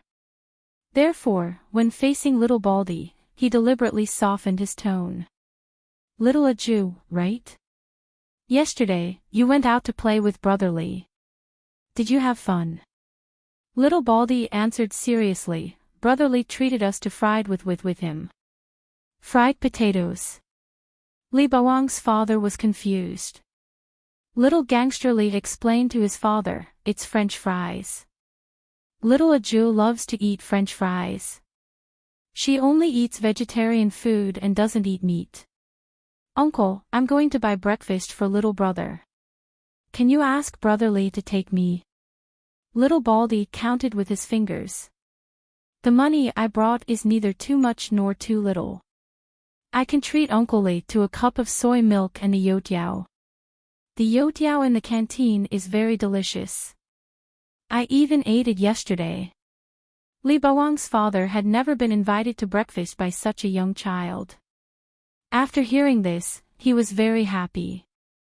He patted his son on the back with his thick palm and said, What are you waiting for?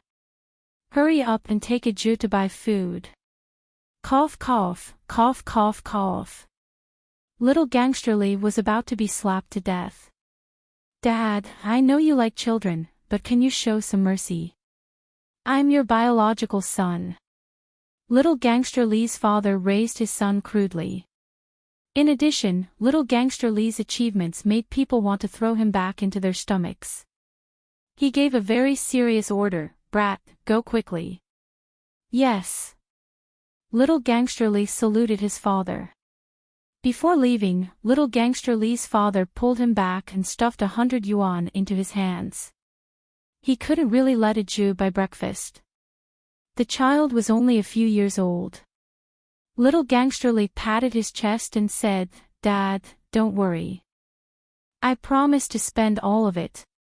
He wanted to beat his son again. What should he do? At first, little gangster Lee thought that little Baldy had money from Auntie Wang. Until little Baldy took out a small package from his pocket and took out a 50 yuan note from it. Only then did little gangster Lee react. "What's this money?" "I brought it down from the temple."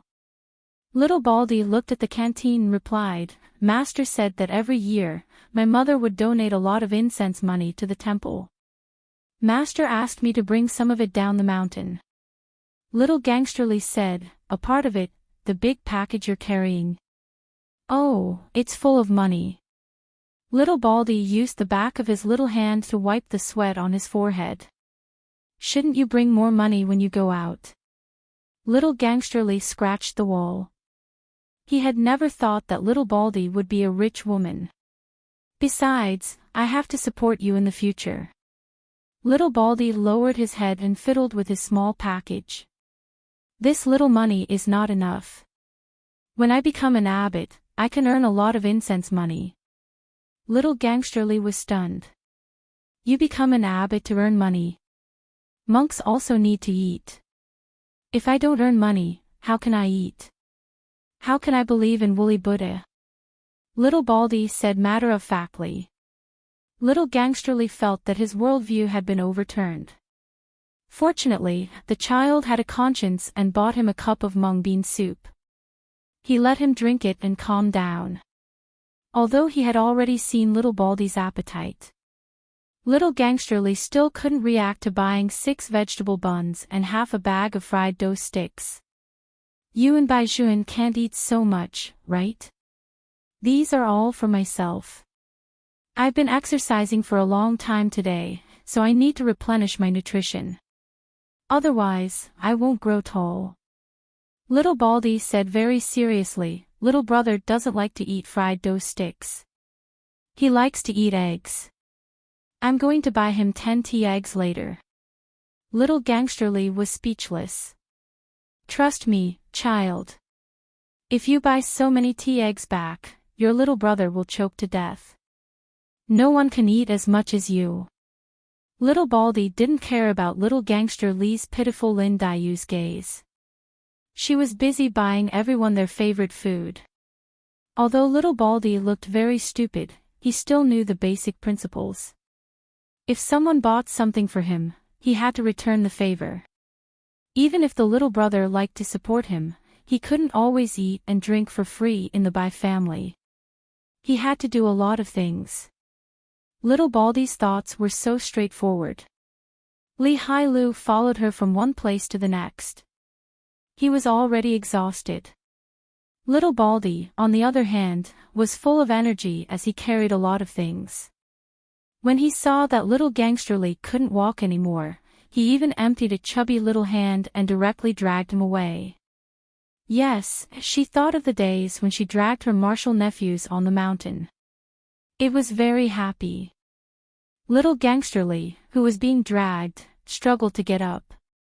"Little Aju, I can walk on my own. I can walk on my own. Believe me." It was embarrassing enough to let a child who was so much younger than him carry breakfast. If he was dragged back by little Aju, his father would definitely kick him to death when he saw him. The 2 children were talking happily, but at this moment, a mocking voice sounded from behind them.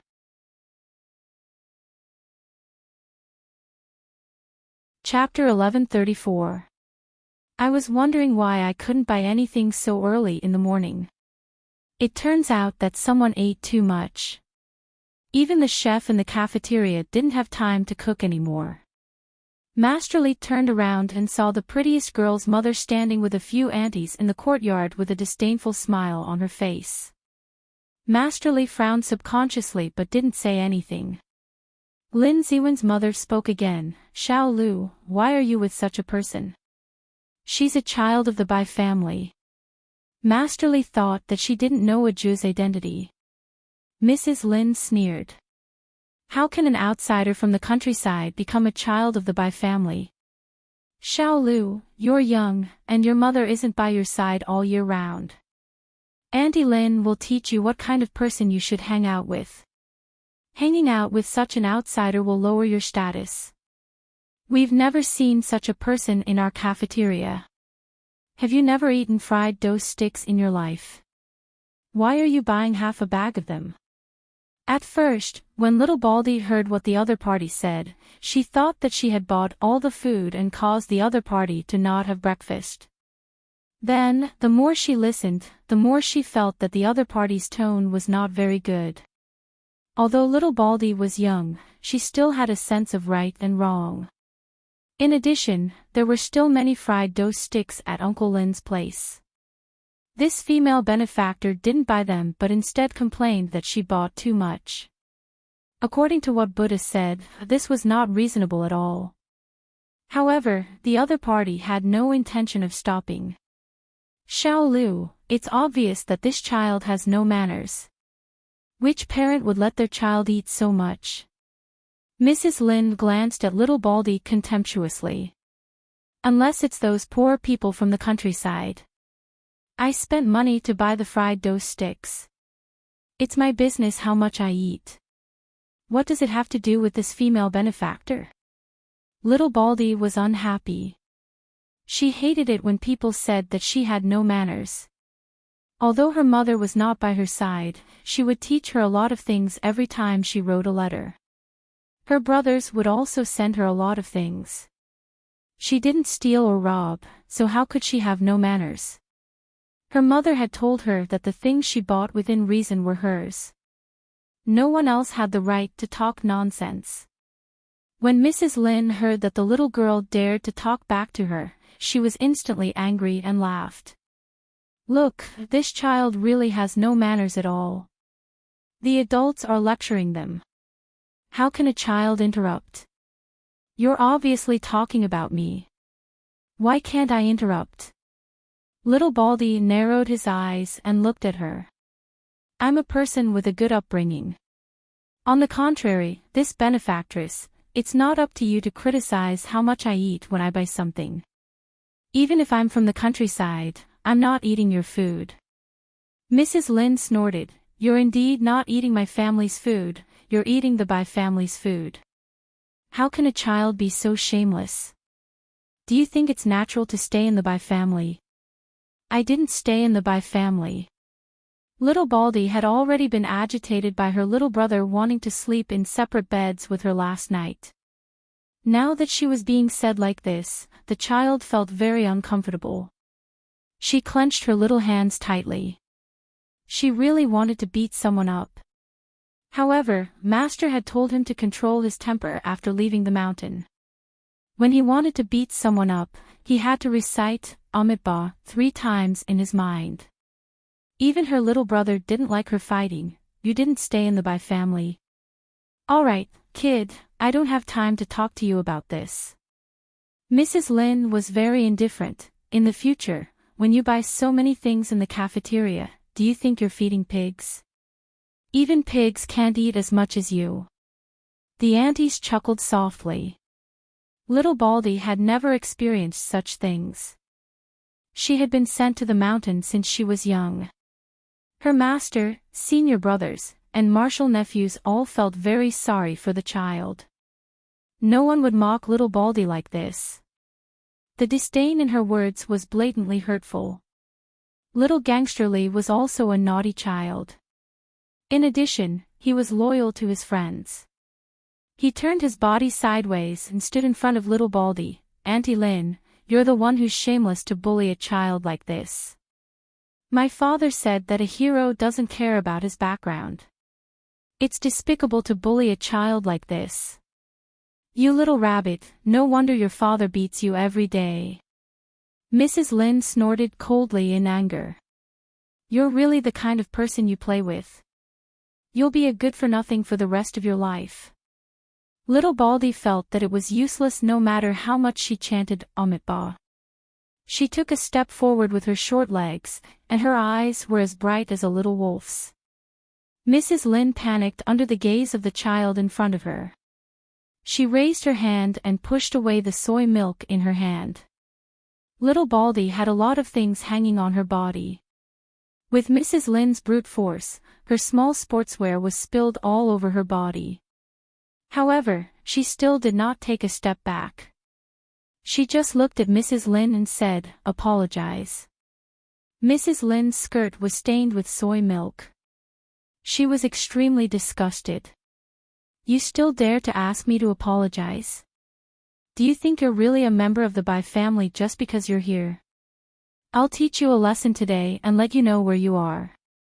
Where's the adjutant? Get her out of here."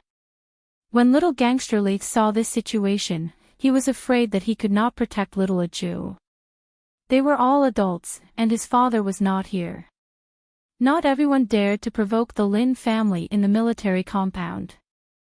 If Bai Juan found out that his precious sister was bullied under his watch, he would definitely pull off his pants in the future.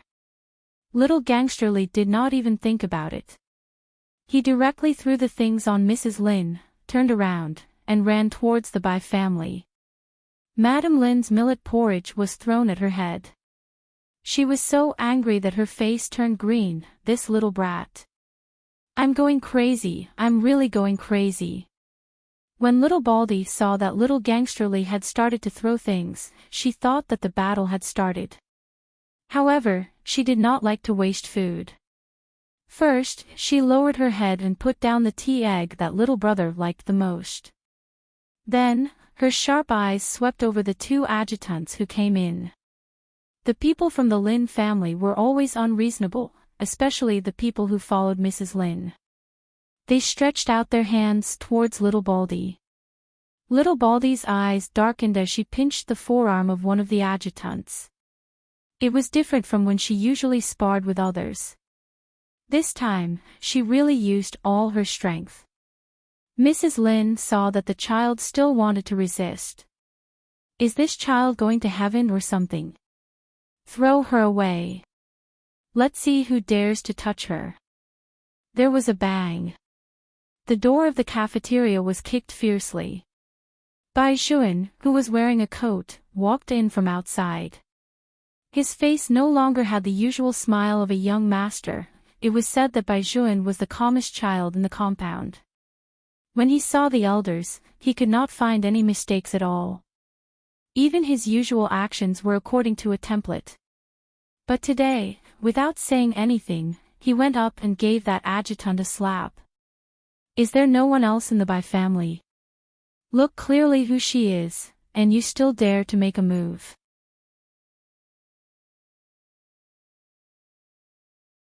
Chapter 1135. Li Hailu was right. Other than Master Bai, there was no one else in the courtyard who had such an aura since they were young. The aide-de-camp was stunned. Normally, he would fight back.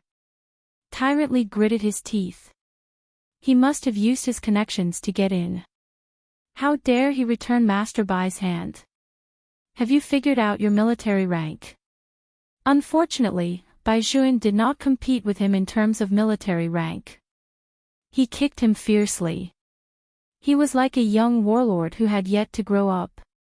A loud bang was heard. The adjutant was kicked onto the dining table. Bai Juan was ruthless. He did not even want his coat.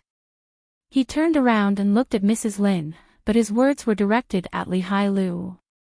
"Hailu, which fucking family does this adjutant belong to?" "The Lin family." "You're definitely asking the obvious. Fight me." Bai Juan chuckled softly. "Auntie Lin, you're here too. This adjutant of the Lin family is really well found.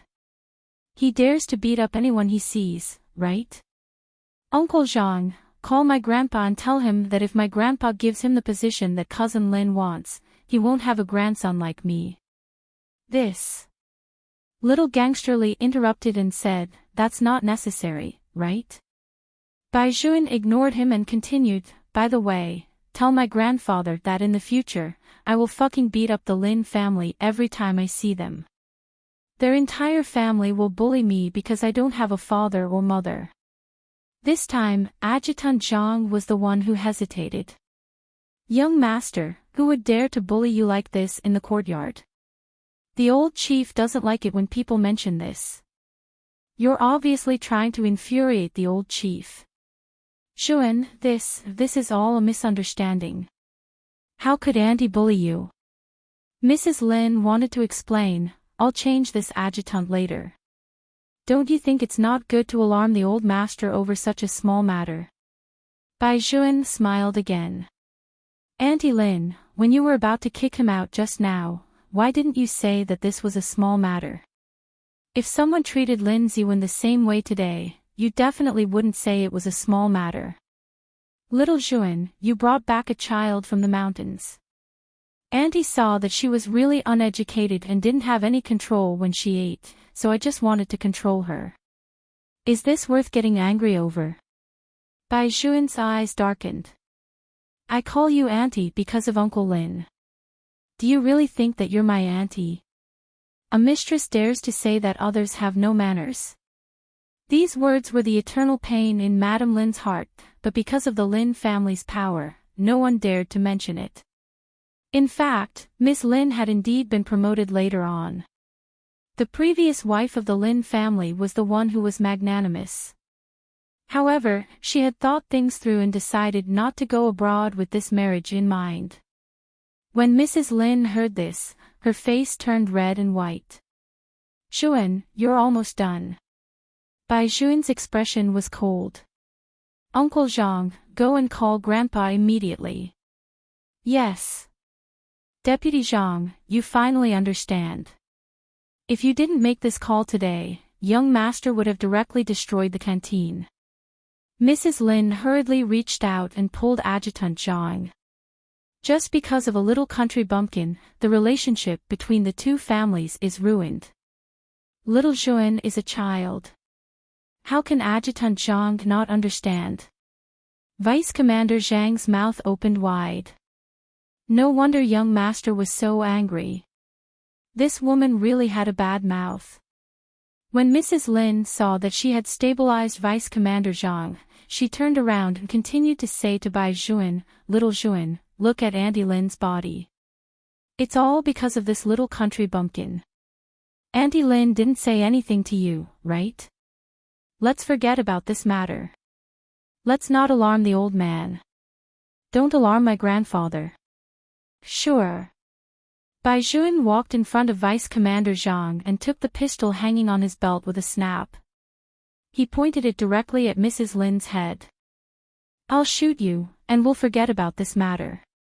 His ferocious look gave Vice Commander Zhang a shock. Young master. Go to the side. Bai Xuan's eyes were only on Mrs. Lin. Tell me, I'll shoot you, okay? Mrs. Lin had never seen such a scene before. Her legs were weak, and her entire body was stiff. She didn't even dare to move. How could a child take out a gun just like that? This was not something a child would do at all. Masterly watched from the side without blinking. He sniffed the snot that was about to come out. He thought to himself, fuck, his brother was really cool. Since I can't forget about this matter even if I shoot you, why can't you just bully my child? Bai Xuan asked Mrs. Lin. No one dared to go up and stop him. Mrs. Lin's voice was trembling. Little Xuan, didn't Auntie already admit her mistake? Put the gun back. Be careful not to misfire. This is Auntie's fault this time. Bai Xuan sneered and returned the gun to Vice Commander Zhang. Go and make the call now. Don't let me really shoot. Vice Commander Zhang felt that he should indeed make the call. Young master was really angry this time. How could he not be angry? Bai Xuan had never thought that he would see such a miserable little baldy. When he woke up, Auntie Wang even said that a Jew had gone out to buy breakfast for him. The child was reluctant to wake him up and did not bring any money with her. Bai Juan was already worried. Before he could put on his clothes, he heard little Tyrant panting and telling him how a Jew was bullied. As soon as he arrived at the canteen, he saw that his child was covered in residue. The small sportswear she wore when she went out was dirty, and she was even dragged away. However, young Master Bai could no longer remember that little Baldy actually knew martial arts. He just felt that his child had to be pointed at and scolded when she came out to buy breakfast. It was also because she had lived in the Bai family for 2 days. What the fuck was this world? Bai Juan's eyes were red with anger. He walked toward little Baldy and wiped the child's face with a tissue. "Little brother, I didn't hit anyone." This was the first sentence the child said when she saw him. The second sentence was, "I bought you 10 of your favorite tea eggs and put them on the table. I thought that if you didn't come, I would spar with them." Actually, it was just a change of adjectives. The meaning of the little guy's attempt to cover up was particularly obvious. Bai Juan found it funny and distressing when he heard this. "If you want to spar in the future, spar. Don't worry so much." Little Baldy tilted her big head cutely. Little brother had clearly told her not to always beat people up. Why did he change his mind now? Bai Juan looked at the redness on the back of the child's hand and knew that it was burned by something. His heart was burning. He asked Li Hailu, who was beside him, "What's going on?" Auntie Lin spread it with a wave of her hand. Li Hailu glanced at Mrs. Lin, who was already scared out of her wits. "This woman is really the most disgusting woman I've ever seen. She was clearly the one who did it. She just said that a Jew did it. How shameless."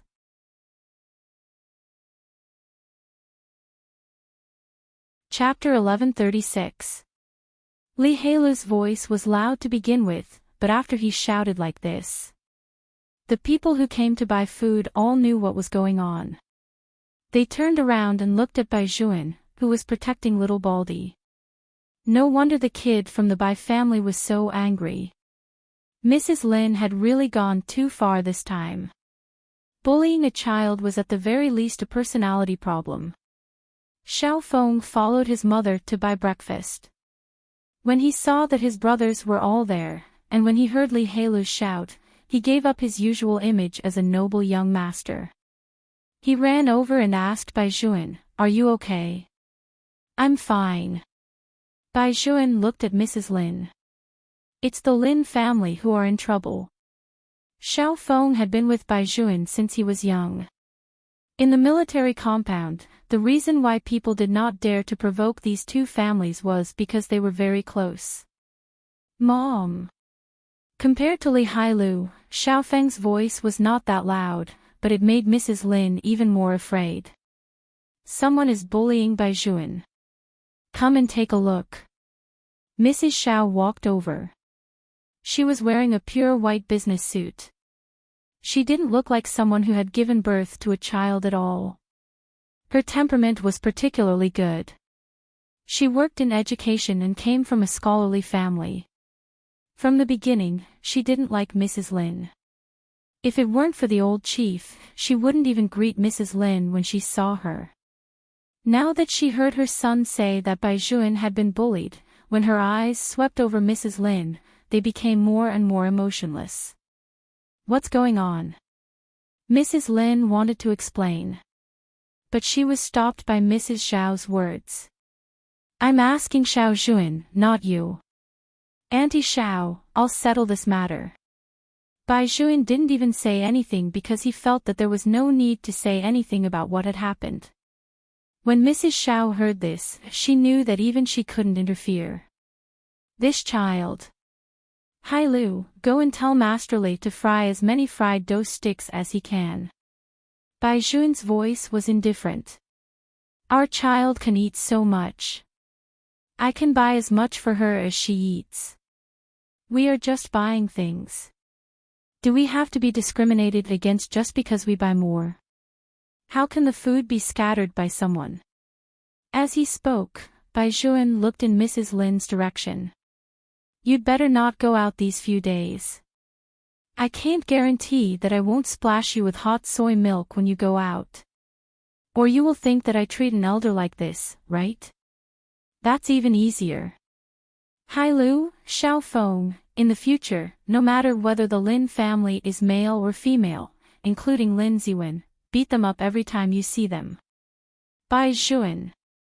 Mrs. Lin couldn't find a way out of this embarrassing situation, but what she was most worried about was what would happen next. Auntie made a mistake. You should come at Auntie. Why did you let them hit Wenwen? Bai Zhuan looked at her expressionlessly.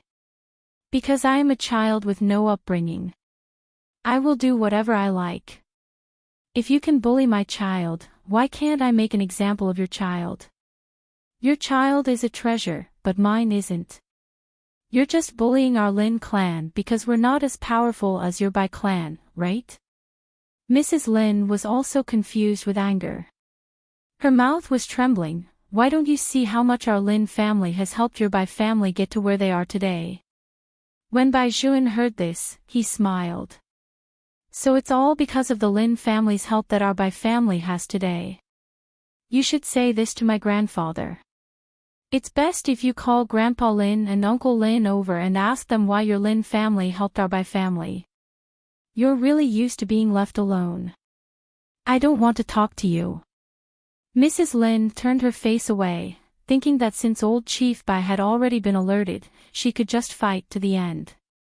Their Lin family had taken a bullet for the Bai family.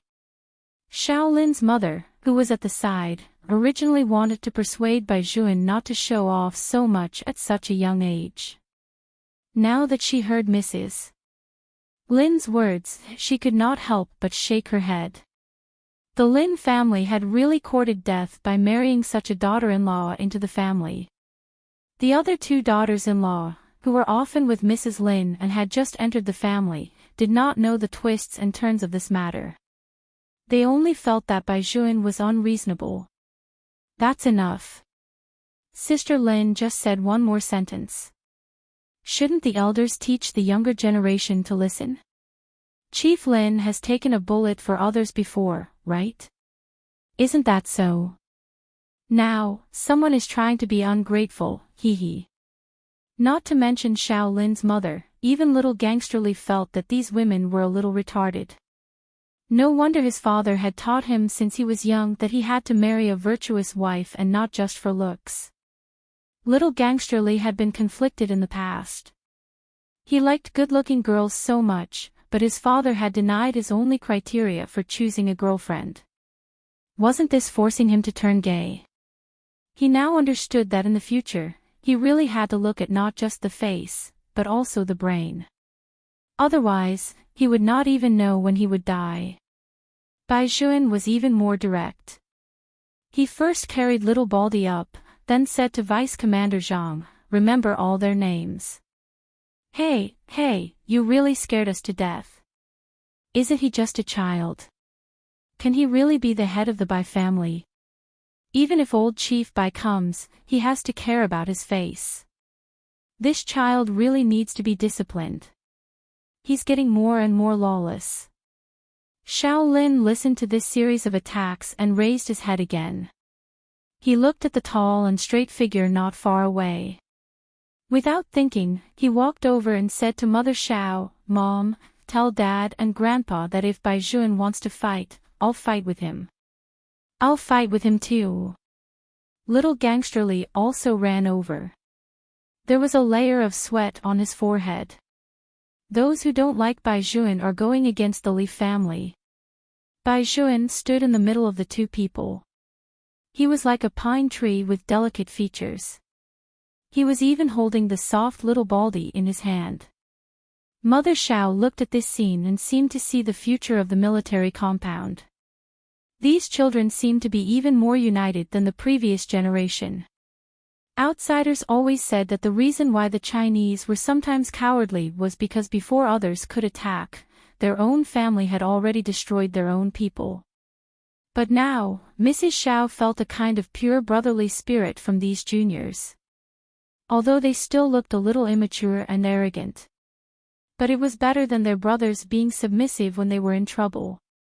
Children raised by soldiers should be so brave. The two who spoke did not think much of it. Mrs. Lin still knew some things. When she heard that the Bai, Li, and Xiao families were going to join forces, her face turned pale in an instant. No matter how she thought about it, she could not understand. She just wanted to teach a little Baldy a lesson. How did it end up like this? After Mrs. Lin returned home, she was nervous for a long time. Seeing that there was nothing strange at home, she smiled again. She knew it. It was just a few children. What kind of trouble could they cause? Unfortunately, she had underestimated Master Bai's planning ability.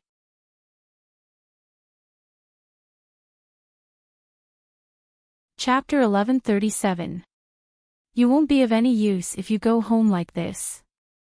Bai Jun hugged little Baldy and applied medicine to the child. His eyes revealed a depth that did not match his age. Xiao Lin was smart to begin with. You mean we need to use some tricks? Yes. Bai Jun's voice was very calm. I'll take care of the Lin family.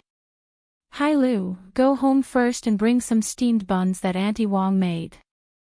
Don't go out even if Uncle Li knocks on the door. Insist on not eating in the afternoon. Just say that you have no appetite because you were angered by the Zhang family. Then, tell Uncle Li that the Zhang family has been in contact with the Sun family in the south recently and wants to abolish some veteran subsidies. Fuck. How do you know such a thing? Master Li was simply impressed. He could only hear these words from his father and the others. How did Master Bai know? However, his father hated it when people were harsh on veterans. Bai Jun lowered his eyes and blew on little Baldy's hand. Seeing the child shrink back, his hand also tightened. This matter won't be over just like that. Xiao Lin understood Bai Jun's meaning and did not continue to speak. He brought Master Li out of the door. Since noon that day, the Xiao and Li families had been anxious. Especially the two grandmas. What's going on? Why isn't he eating anything? Master Li's grandmother once had a military rank on her shoulder. Usually, her grandson ate as if he was fighting a war. Why was he so listless today? Grandma Li's first reaction was to ask Master Li's father, "Tell me, did you hit Hai Lu again? How would I dare to hit your precious grandson?" Master Li's father was also puzzled. What's going on with this kid today? What is he doing? Grandma Li slapped the back of her son's head. How can you talk about your son like that? Why don't you go up and ask? Master Li's father thought that he had to ask. If he did not ask clearly, the Li family would not be able to have peace. When there was a knock on the door, Master Li was eating meat buns in the sea. When he heard his father's voice, he choked so much that he drank 3 mouthfuls of mineral water before he patted his chest with all his might. Phew, I almost choked to death. While muttering, Li Hailu quickly packed the rest of the buns in a plastic bag and stuffed them into the drawer. He even fanned himself with a fan. After the smell was gone, he opened the door from the inside. As soon as Li Bawang's father came in, he saw his son leaning against the wall and imitating Lin Daiyu. It seemed that there was something wrong with his son. You don't have a fever. Li Hailu's father looked Li Hailu up and down. Why is your face so red? That was because he choked on water. Afraid that he would be discovered, Li Hailu immediately changed the topic. First, he talked about what had happened this morning from beginning to end. Then, he talked about the harsh veteran. Li Hailu's father immediately slammed the table and stood up. Come, follow me back to the army. Master Li knew that Bai Jun's method was effective, so he finally didn't have to pretend anymore. He went downstairs and began to wolf down the food. Grandma Li was a sensible person. She knocked on the table and asked him, "You tell Grandma the truth. Did that brat from the Bai family tell you to do this today? Yes. When Grandma Leet saw that her grandson admitted it so readily, she was stunned at first. Then, she heard Li Hailu say, "When I came, Bai Juan said that if Grandma asks, I should tell the truth. He said that you feel sorry for the children. This little fox." Grandma Li smiled. "Aren't you afraid that you will be betrayed when the time comes?" When Li Hailu said this, he had to talk to Grandma properly. "Grandma, first of all, I don't think Bai Juan did anything wrong. He can't be compared to me. I have a father and a mother. You and Grandpa often accompany me. He only has Grandpa Bai left. Grandpa Bai still stays in the army all year round and doesn't come back. Now that he finally has a younger sister, who helped him go out to buy breakfast, she was pointed at the nose and called a country bumpkin. Who could tolerate this? I can't control the situation like Bai Juan, but what I admire the most is his ability to protect his own people. Also, although Bai Juan is a little fox, he won't betray me. Grandma, do you still remember that one winter when we went to play, the river froze? I was playful and fell into the ice hole. If Bai Juan hadn't grabbed me and didn't let go, I would have lost my life. At that time, everyone else had run away, leaving only him and Xiao Lin. We were young at that time, not even 4 years old. Xiao Lin was scared silly at that time. He kept pointing at me and crying. Only Bai Juan didn't let go even when the ice was about to crack. Grandma, you also know that I don't have many things in my heart. I think this is quite good. Let Bai Juan worry about those things. I will fight wherever he tells me to fight. With him standing behind me and commanding me, I am relieved. He is also good to our Li family. He never thinks that we are barbaric, unlike some people who show that they respect our military achievements, but in fact, they always laugh at my wild personality. Bai Juan said that it would be good if a person like me entered the army. I will also be a general in the future. Me, Xiao Lin, and Bai Juan, the three of us will always be the Iron Triangle. This sentence is never said casually. After little Gangster Li finished speaking, he began to eat the white rice in his bowl in big mouthfuls. Grandma Li, on the other hand, was unable to come back to her senses for a long time because of these words. Thinking about it carefully, wasn't this what they wanted? After 100 years, her grandson would be able to protect the country, and someone would be able to protect her grandson. They were also relieved that these 3 children could be so well. Although the situation on Xiao Lin's side was different, the result was the same. The 2 women who said that Bai Juan didn't know what was going on, but their husbands were already being interviewed. In the afternoon, Old Master Bai rushed back from outside the city. His expression was very bad. Bai Juan, who allowed you to pull out your gun? Kneel down first. Bai Juan was still holding little Baldy in his hand. He raised his eyes to look at Old Master Bai. Grandfather, go and call the Lin family over first. I'll kneel again. You're going to anger me to death. Old Master Bai put on his military cap. Little Baldy was originally asleep, but she instantly opened her eyes. Knowing that the situation was not right, she immediately rolled down from the sofa. Grandfather Bai, I'll kneel for little brother. When Old Master Bai saw the child, the anger in his heart subsided. Why are you kneeling? Let your brother kneel. Little brother pulled out his gun for me. Little Baldy's little palm was scalded. When she fell asleep, Bai Juan had just wrapped a white bandage around her. Now, she was like a little panda. I shouldn't have stayed in the Bai family for free. This way, others won't say anything about me, and little brother won't get angry. If little brother doesn't get angry, Grandpa Bai won't get angry. Aju has already decided.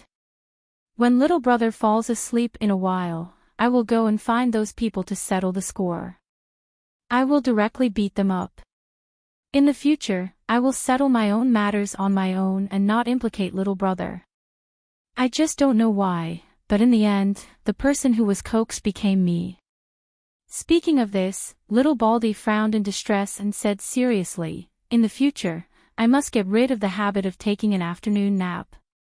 It's too much of a delay in business. Vice Commander Zhang. Your so-called business is to coax the young master and then beat people up.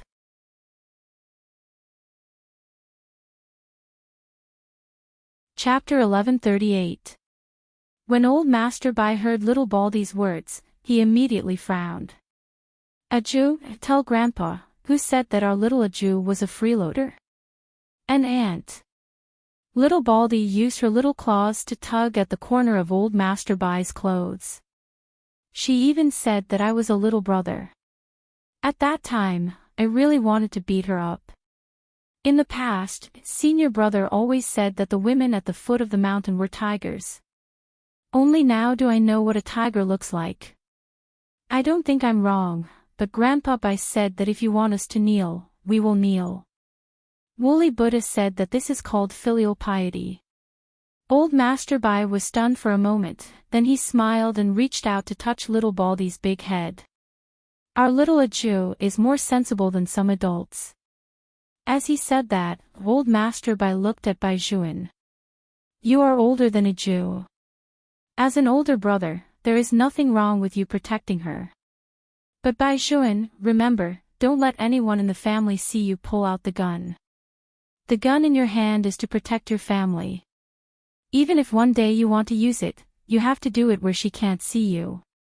Understand? Yes, Grandpa. Bai Juan said as he bent his legs. This time, I was too impulsive. I will handle it better in the future. Aju is still young. Bai Juan, brought her back. I can promise Grandpa that I will follow Grandpa's instructions in the future. But I will definitely take revenge for Aju's grievances. Old Master Bai walked over, his military uniform straight. Of course we have to take revenge. It's wrong for us to pull out the gun, but I won't do it if someone says that about my grandson. Chief. Auntie Wang saw that the atmosphere was better, so she dared to speak. She whispered in old Master Bai's ear, little Aju is a girl. Old Master Bai was stunned. What did you say? Little Aju is a girl. Auntie Wang repeated. Old Master Bai immediately turned his head to look at little Baldy who was kneeling with Bai Juan. The child was still looking at him with her big round eyes. Even her head tilted to the left, as if she was saying, what's wrong? She thinks she is a boy. Auntie Wang continued to whisper to old Master Bai. After taking a deep breath, old Master Bai immediately picked up the child. Little Aju, be good. Let your brother kneel. He has rough skin and thick flesh. It's fine for him to kneel for a while. My skin is rough and my flesh is thick too. In order to show off his figure, little Baldy even lifted up his small arms. They were round and cute. The Bai family had only one heir for generations, and most of them were sons. When Bai Juan's parents were still alive, old Master Bai wanted them to quickly give birth to a caring little granddaughter, but the world was unpredictable. Now that his granddaughter had finally come, she was so obedient. The main reason was that she was more sincere than anyone else. How could old Master Bai not like it? He couldn't wait to get the Lin family to come over and ask them face to face what was going on. Vice Commander Zhang, get everyone over here. Yes. When she received the news, Mrs. Lin was still playing cards in her room. That little bit of uneasiness in the morning had long disappeared for her. It was impossible for the Bai family to break off their relationship with the Lin family for a child from the countryside. Deputy Zhang did not invite Mrs. Lin first, but Mrs. Lin's husband, Lin Feng, who had once worked under old Master Bai. Lin Feng had just returned from the army, so he did not know what had happened. When he entered the Bai family, he saw Bai Juan kneeling on the ground. He was immediately shocked. What's going on? One had to know that old Master Bai doted on little Juan the most. Not to mention kneeling, he had never even beaten or scolded him. In addition, when people saw Bai Juan in all aspects, they would give him a thumbs up. Why did he suddenly make him kneel in the hall? Old Master Bai did not play any tricks with Lin Feng. Bai Juan, tell your Uncle Lin what's going on. Bai Juan straightened his back, and his voice was indifferent. The Lin family scolded Aju for being a country bumpkin from the village.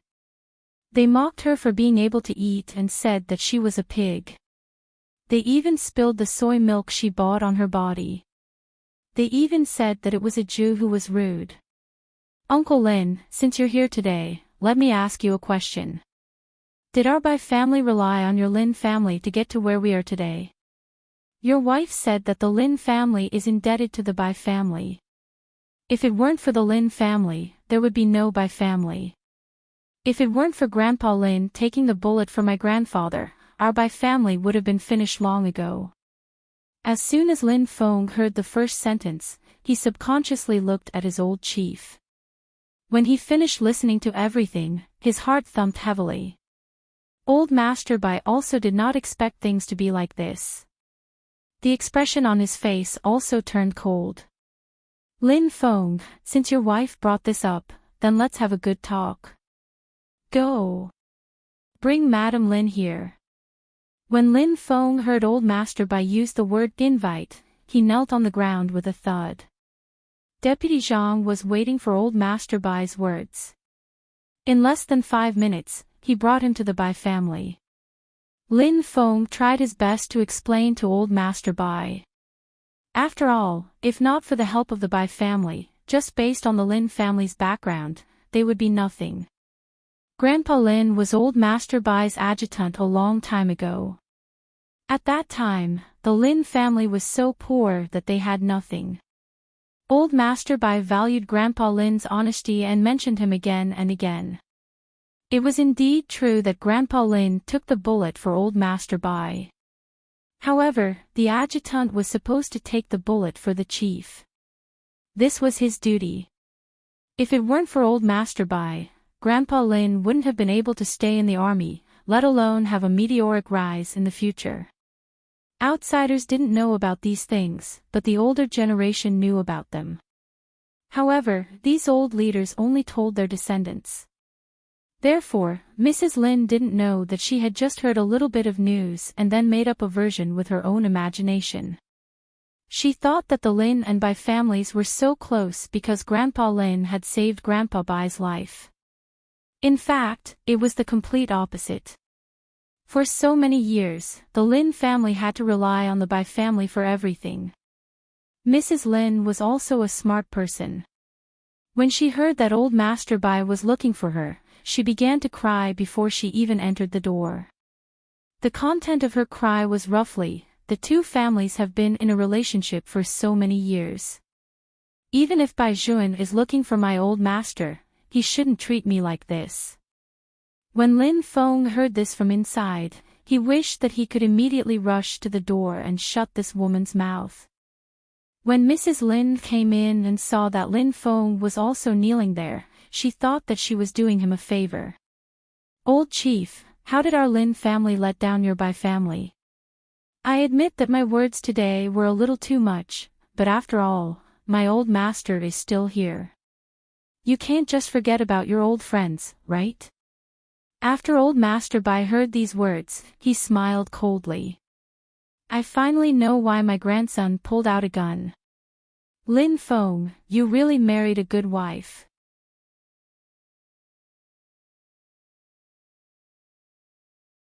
Chapter 1139. Lin Feng's sweat dripped onto the ground along with Old Master Bai's words. Mrs. Lin still wanted to say something. Lin Feng didn't care about kneeling or not. He stood up and slapped her face. Shut up. Mrs. Lin was stunned by this slap. She reached out to cover her face. Looking at her husband's furious expression, even her lips were trembling. Lin Feng pulled her over and knelt beside old Master Bai. Old Chief, the entire courtyard knows that the reason why the Lin family is where it is today is all because of the old chief. The Bai family's great kindness to the Lin family will not dare to forget. Young master, you're right. No matter what our Lin family's identity is now, we're still part of the Bai family. My father is the adjutant of the old chief, and this will never change. This time, the Lin family has let the old chief down. Mrs. Lin was not stupid. After hearing Lin Feng's words, she instantly realized that she had reversed the situation. The Bai family had never taken advantage of the Lin family. On the contrary, without the Bai family, there would not be the Lin family today. Mrs. Lin panicked. Half of her face was swollen. She looked at old Master Bai guiltily. The Bai family had always had a kind of upright and plain-spoken righteousness. Now, this kind of righteousness was displayed even more vividly under his rage. Mrs. Lin was so scared that her face turned pale. She hurriedly explained, "Old Chief, this is all a misunderstanding."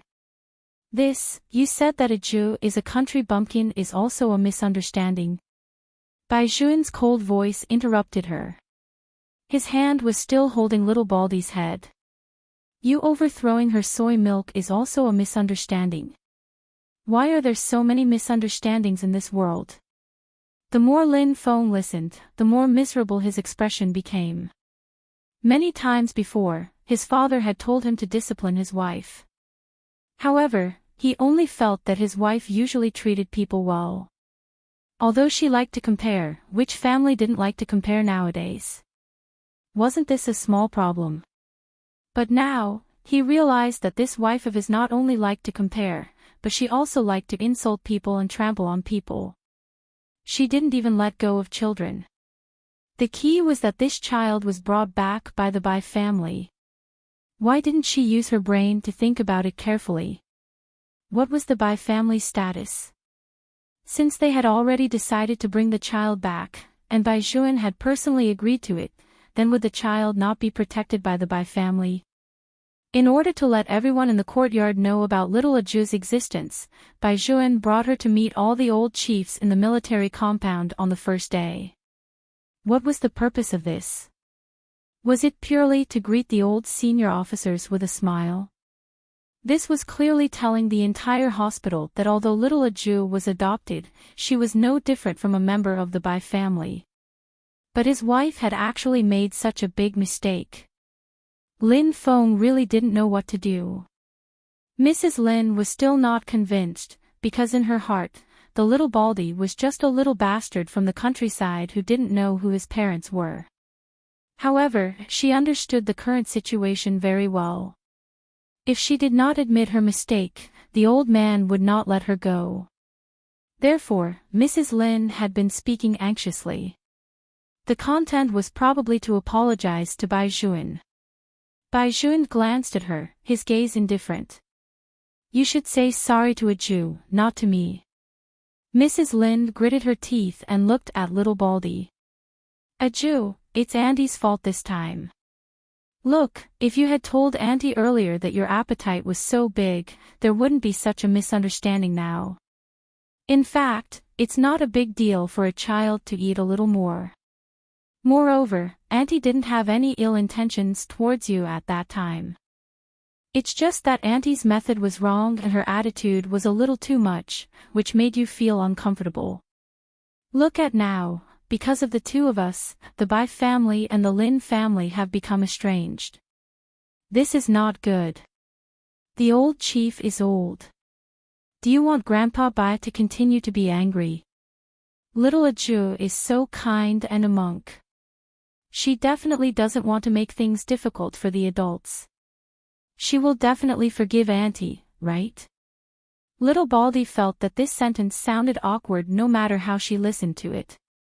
She really didn't want the Bai family to have any bad effects because of her. Therefore, little Baldy said it straightforwardly. "I won't make things difficult for Grandpa Bai."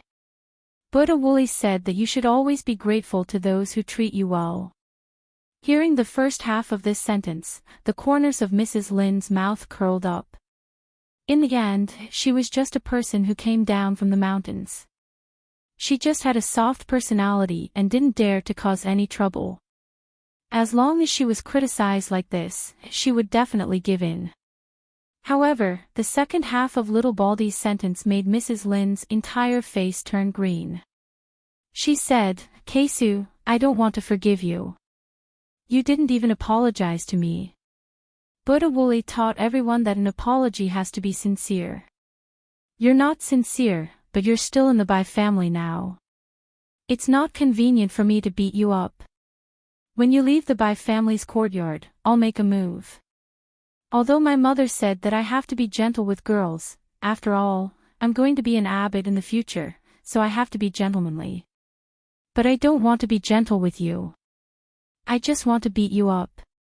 Little Baldy said it too straightforwardly. On the contrary, it made people feel that her entire little face was so cute that it could melt people's hearts. The main thing was that her actions were funny. If Bai Juan didn't get up, she would kneel with Bai Juan. How could Bai Juan bear to let a child kneel? Helpless, the dignified young Master Bai would never have thought that he, who was invincible in the military compound, would not be able to pull up a 4-year-old child. Little Aju's arm was held by Bai Juan the entire time. The small claws of her other arm were pressed on the ground. She was kneeling on her 2 small knees with the kitten on her head. Her small body leaned forward as she spoke to Mrs. Lin in a serious manner. Every sentence made Madame Lin unable to use any of her tricks. Old Master Bai directly said, "Lin Feng, you heard it too. What Aju said is what I want to say.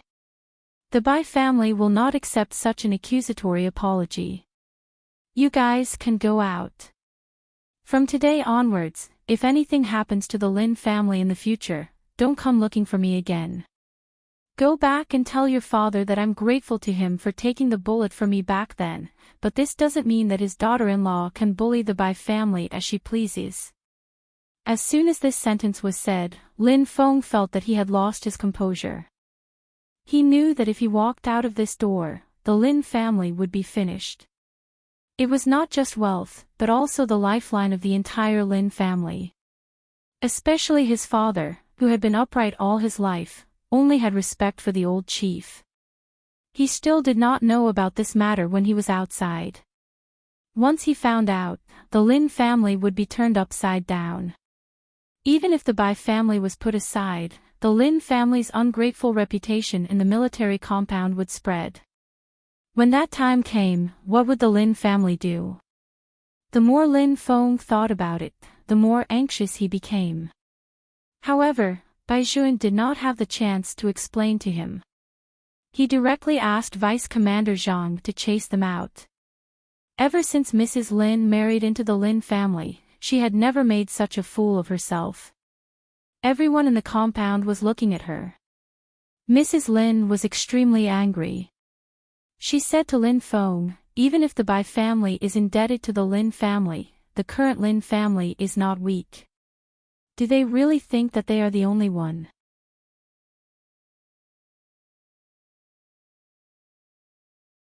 Chapter 1140. What do you know? Lin Feng flung Mrs. Lin away. His anxious look was so obvious. It seemed that he had no choice but to inform the old man this time. Mrs. Lin really did not understand why her husband was so anxious. Even if they relied on the Bai family to start a family, there was no one left in the Bai family now. To put it bluntly, Bai Juan did not even have a father. No matter how powerful old Master Bai was, how could he compare to them, who had descendants? Moreover, these sisters of hers in the courtyard were also madams of various families. Compared to the Bai family, the Lin family was very strong in other aspects.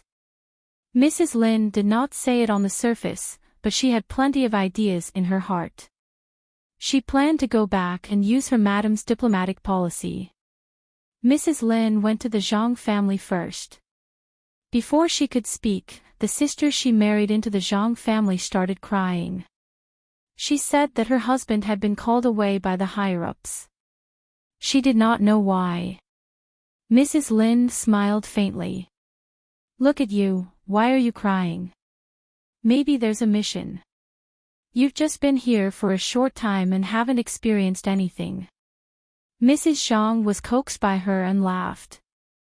Seeing this, Mrs. Lin felt even more confident.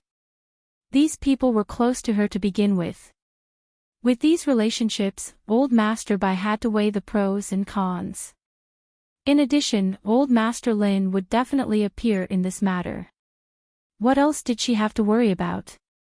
She just had to wait for the news.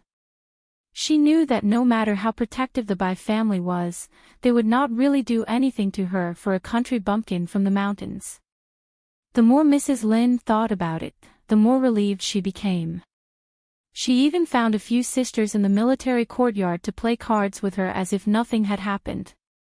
After all, this was also a method of diplomacy. Come, let's play another round. Someone also advised her, this isn't very good. I heard that the Bai family is quite angry. No matter how angry they are, Old Master Bai has already scolded me. It's almost over. Do you think he will really fall out with the Lin family for a little bastard child? That's not necessarily the case, so what's there to worry about? Come, cast the dice. Let's play cards first. When any of you are hungry, let Aunt Zhang make some soup for you. Before Mrs. Lin could finish the word round, there was a clang. The Lin family's door was pushed open by someone.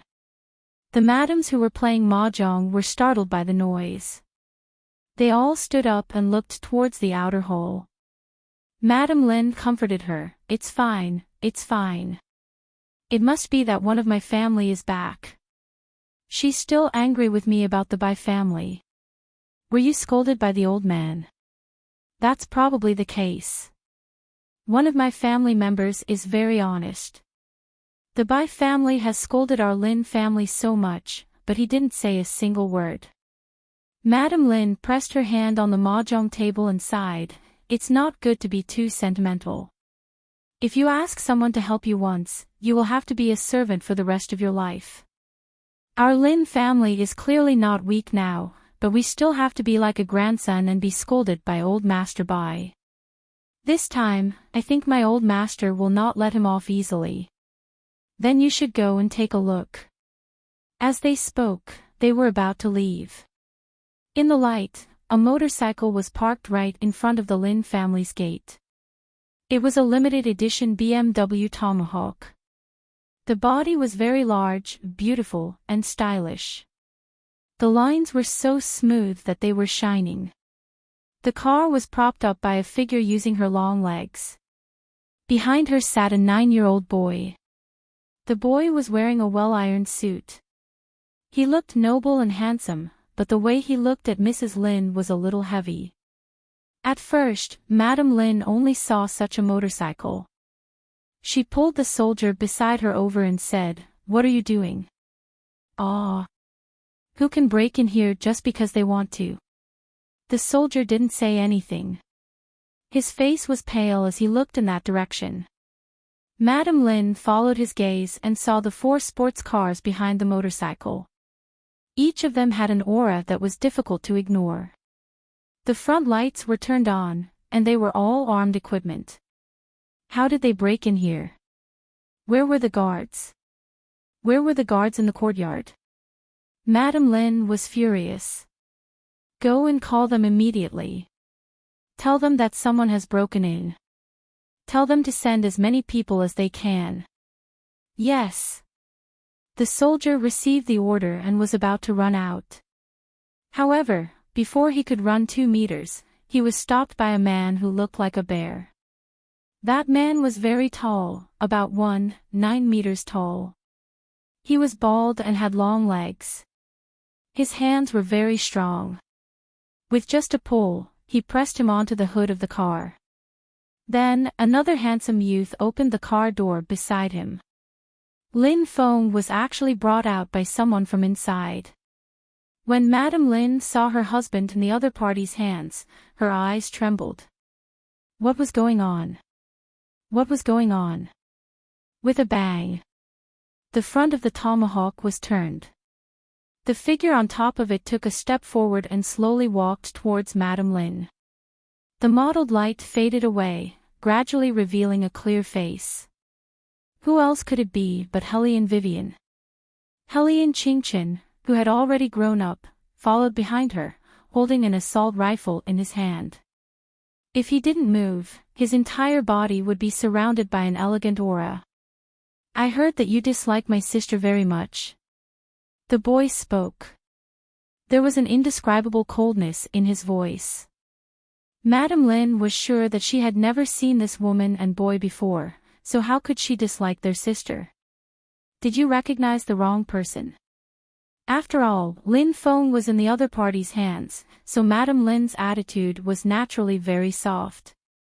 Hellion Vivian looked at the flattery on her face and smiled. My mother's surname is Bailey, and her name is Joe. Oh, perhaps you still don't know enough. My mother grew up in the mountains and is a monk. She's a little bald. She's very strong and eats a lot. Her Buddhist name is Xianiju. There was a loud boom. Madame Lin felt all the blood in her body rush to the top of her head. A monk, a little bald head, very strong, eats a lot. There was no need to confirm. It was indeed that little country bumpkin. How could this be? How could she? Before Madame Lin could figure it out, Hellion Vivian was about to speak. This time, she didn't smile, and her eyes emitted a coldness that was difficult to ignore.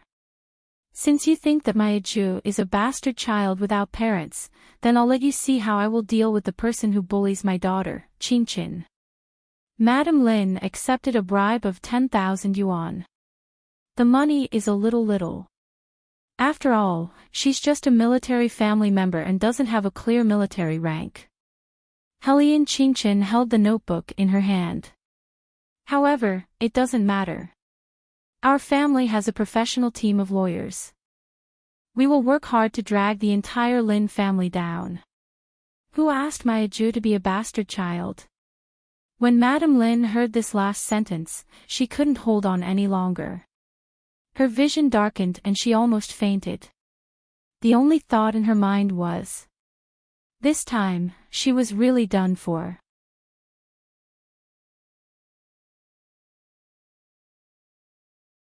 Chapter 1141.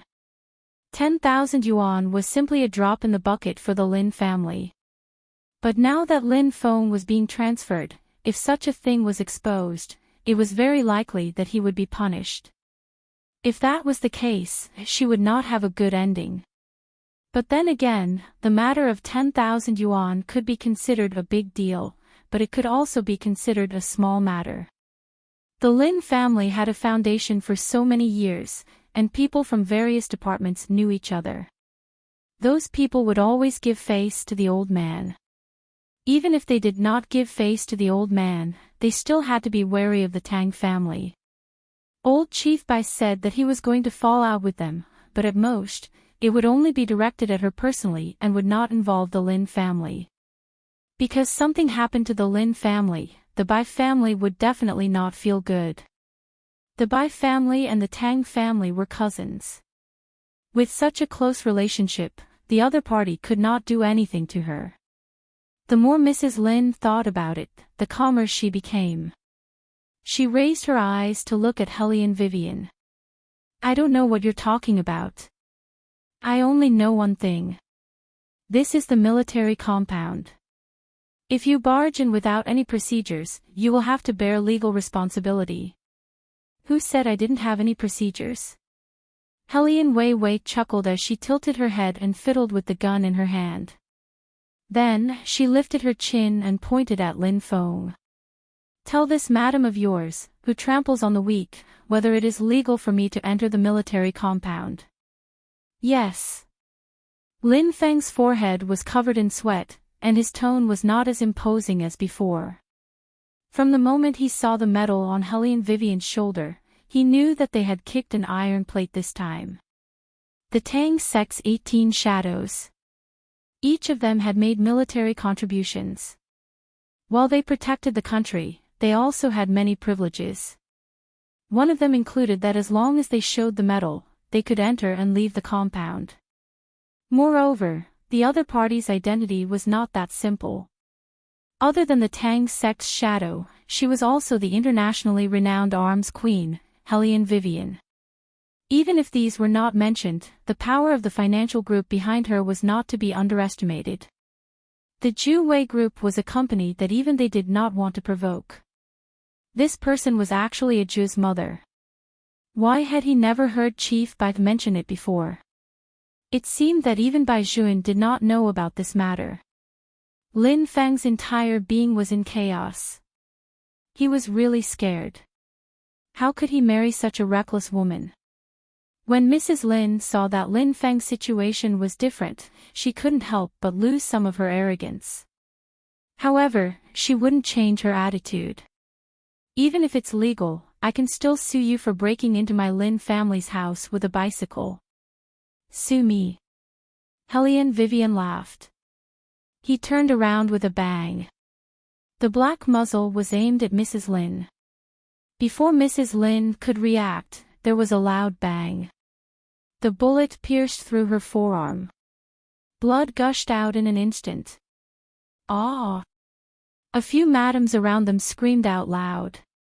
The other 4 adjutants wanted to come forward, but they were all pushed back by young L's arm. Madame Lin was in so much pain that she immediately collapsed to the ground. Cold sweat and tears poured out together. Helene Vivian walked towards her. If you want to sue me, you have to have a reason. It's just that trespassing into the Lin family is too small a matter. I'll give you this reason now. Let's see if your Lin family will sue me. Bai Juan didn't shoot because he left a way out for the Lin family and the Bai family in his heart. With me, the Lin family has no way out. Old Master Lin's lifelong loyalty has been ruined by a gold digger like you. It's really unpleasant to see. Adjutant Lin, it's time for you to change your taste in women. You. Mrs. Lin was angry and in pain. She wanted nothing more than to pounce on Helene Vivian and bite her to death, but she was afraid of the gun in her hand. This matter will definitely not end just like that. I will sue you. I will definitely sue you. Helene Vivian looked at her with a smile. She squatted down and gently patted her face with the handle of the gun. I fired this shot on behalf of my daughter. You are welcome to sue me at any time. As she spoke, Helene Wei stood up with her long and slender legs and set her gaze on Lin Feng again. I'll get someone to keep an eye on the Lin family. If this woman is still around after 3 days, I won't care about the old master's face anymore. You know very well what the consequences will be. Lin Feng lowered his head. Yes. All right, we still need Adjutant Lin to send us out. As she spoke, Helene Vivian turned around and looked at Mrs. Lin, who was in so much pain. After all, the courtyard is not a place where commoners like us can casually barge into. Mrs. Lin screamed desperately as she was carried onto the bed. She just couldn't swallow this anger. The entire Lin family was emitting an unsettling smell of blood. The few ladies who were playing cards were also frightened by this matter. Lin Feng didn't have the time to care about the things behind him. He followed beside Helene Vivian. Helene Qingchen, who was already 9 years old, didn't want to leave at all. Like a little prince, he stood at a place not far from the Bai family. He stopped in his tracks, his jet black eyes only looking in one direction. Helene Vivian knew what her son was thinking. She also wanted to see her daughter. However, now was not the right time. Don't tell the Bai family about our identities for the time being, and don't tell anyone. Helene Vivian said to Lin Feng in a low voice, I won't make things difficult for the Lin family. However, Adjutant Lin, you know better than anyone how many people's futures are ruined by women. It's up to you whether you still want this daughter-in-law or not. But there is one thing I want to tell you. This time, my little Aju didn't lose anything. If there is a next time, don't blame me for not remembering our old relationship. There won't be a next time. Lin Feng stood up straight. He finally understood what his father meant when he told him back then. To marry a wife, one had to be virtuous. This sentence was not without its original meaning. This wife of his really didn't know where she was wrong at all. After Hellion Vivian got the answer she wanted, she turned to look at the little prince behind her. Qingchen has left. They are still waiting. I promised my brother that I would take a photo of little Aju for him to see. Hellion Qingchen just stood there. Her pretty little face was really very handsome, but the corners of her eyes were a little lonely. He had even prepared a big bag of cash for his sister. He was going to give it to her. Could it be that she was really going to leave without even seeing him? Faintly, a layer of spiritual energy lingered around Hellion Qingchen's body. Usually, at this time, little Baldy would sit on the big bed in Bai Zhuan's room and roll around, chanting Buddhist scriptures and meditating. But today, she seemed to have sensed something. She suddenly sat up straight and did not greet Bai Zhuan. She just ran out with her little turtle claws wrapped in a white cloth. Bai Zhuan was still washing the child's kasaya, so he did not react so quickly. Everyone knew that when little Baldy ran, she was no different from a flaming wheel. In the blink of an eye, she was gone. However, after running out, she did not know where to turn. The white cat on top of her head seemed to know what her little master was thinking and meowed towards the east.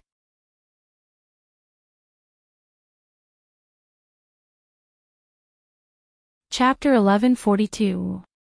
Hearing this, little Baldy paused and immediately turned around. Like a flaming wheel, he ran towards the direction of the gate at full speed.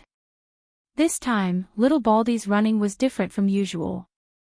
She was afraid that she would miss something. Her pink little face was covered in a thin layer of sweat, but she still did not give up. While panting, she saw the noble-looking young man under the tree from afar. The young man was wearing a decent suit with a white rose on the pocket of his suit. He seemed to be preparing to leave. Who else could it be but Hellion Qingchen? In the entire family, only Qingchen could get close to little Baldy. Beligaju and Bailey Shangxia had to stay 100 meters away from her. The demonic nature was too strong and would disturb little Aju. They knew this better than anyone else. Therefore, Bailey Shangxia was now sitting in the sports car outside the courtyard with a cold smile. He had thought of many ways to kill the Lin family. Little Baldy had seen her second brother before, but that was only a photo. Now, she saw Hellion Qingchen in person. Little Baldy immediately pounced on her second brother. To be honest, if it were anyone else, they would definitely be pounced on by little Baldy like this. After all, her strength was obvious. Only Hellion Qingchen curled his lips and hugged his younger sister in his arms. Second brother, is it second brother? Is it a living second brother? It's not the second brother in the photo.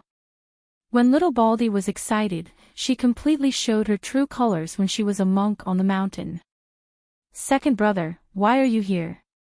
Didn't you say that you can't see me? Why is second brother so tall? Why am I so small?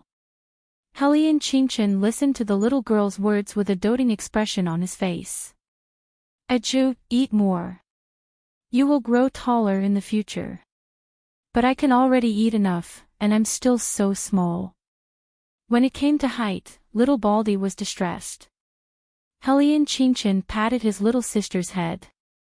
His eyes fell on the little girl's hand, and his gaze turned cold. Does it still hurt? It doesn't hurt. Little Baldy raised her little hand. Second brother, don't worry. When I recover, I will go and catch that person and beat him up. Hellion Qingchen agreed with her sister on this point. If you want to beat him up, just do it. Don't hold it in. Yes. Second brother, a living second brother. Little Baldy was so happy that he kept repeating the same sentence. Hellion Qingchen also missed her little sister. She kissed her little forehead and said, "When you grow up, my brother and I will come to pick you up.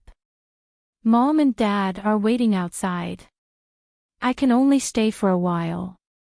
My brother asked me to take a picture of you and show it to him. I saw Big Brother." Speaking of Bailey Shangxie, little Baldy was even more eager to express his feelings. His little paws hugged Hellion Qingchen's waist as he raised his little face and said seriously, "That day when I was shopping, I saw the commercial that Big Brother acted in. After that, I stood there and watched for a very long time." Hellion Qingchen was still smiling. Suddenly, he realized that someone was approaching. He let go of little Baldy in his arms and then put the package in his sister's hand. "You don't know how to use a bank card. These are all given to you by your brothers. If you don't have money, write letters to your brothers. I brought a lot of money down the mountain this time, but I can't spend it." Little Bald Head puffed up her cheeks and finished speaking. She still took the package. She and her brothers had never been courteous, but she was reluctant to let Qingchen go. Her little hand kept tugging on Hellion Qingchen's suit. Hellion Qingchen looked at his sister in front of him, then squatted down and kissed her face again. Like a little adult, he instructed little Baldy, "Aju, we will come to pick you up soon. Second brother has to leave. Coming to see you this time is already a violation of the precepts. It is not good for your cultivation. Mom said that you are in the Bai family and have Bai Zhuan's protection. We can rest assured. Even if Mom, Dad, and brothers are not by your side, as long as you have something, we will appear." Okay. Little Baldy never cried, but when he heard that his second brother was leaving, the little guy's eyes were a little red. No matter how reluctant he was, his little hand also let go of the cloth he was holding. Hellion Qingchen glanced behind him. Then, he walked out of the courtyard. Separated by the iron gate of the courtyard, little Baldy was lying there. His little hands were grabbing, and his big round eyes were unwilling to look away. He kept looking until Hellion Qingchen's figure disappeared.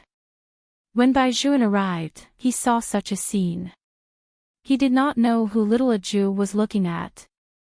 He frowned and looked outside, but he did not see anything. Bai Zhuan had always been smart. His first reaction was to check the surveillance cameras in the courtyard. But the strange thing was that there were flowers everywhere in the video. However, according to the guard on duty, little Aju had indeed seen a person. That person was a boy about the same age as her. A boy. When Bai Zhuan heard this news, his brows furrowed even tighter.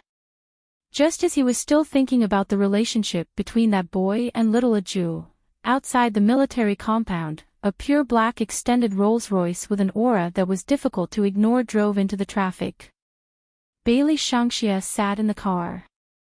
His handsome face had already grown into a little Prince Charming that could make little girls blush. The corners of his mouth curled up, and cold white teeth popped out between his thin lips. He snorted coldly and said, "It seems that this Bai Zhuan treats his sister quite well. The Bai family is quite reliable." Hellion Qingchen pulled up the photo from her phone and showed it to Bailey Shangxie. Little Aju has grown a little taller now. Bailey Shangxie had always been a brother lover. First, he wiped the corner of his brother's mouth. Then, the two youths leaned their heads together and looked at their sister's photo. In front of them, a man as elegant as a demon reached out and pulled Hellion Wei into his arms, whispering something into her ear.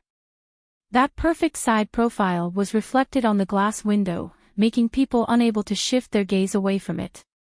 It was as if no matter how many years had passed, as long as Hellion Vivian was around, his eyes would always be filled with gentleness. Of course, after leaving Helly and Vivian, the aura on the man's body changed. It was completely cold, causing the clouds to change and the wind to surge. Where is he? Your Highness, in the side hall. You can let him go back now. We have to let old Master Lin tell his daughter-in-law what kind of person she has provoked. Yes, Your Highness. Old Master Lin had been in the military all his life. When he came out of the villa, he could not help but feel a lingering fear. However, compared to the lingering fear, he simply wished that he could immediately chase Mrs. Lin out of the Lin family. Mrs. Lin was still lying on the bed and making a fuss. When she saw that old Master Lin had returned, the fuss became even more intense. She shouted that she must find the person who fired the gun and let the other party be sued. Old Master Lin was so angry that he laughed. His face was gloomy. Do you know who the other party is? You want the other party to be sued. You're tuning into the LoveLore Library YouTube channel. We're so grateful for your support, and don't forget to subscribe to join us on this incredible journey through captivating stories. Your generosity through donations truly makes a world of difference, as it's the primary source of revenue that allows me to expand and enhance this channel for you. Thank you from the bottom of my heart for being a part of this adventure.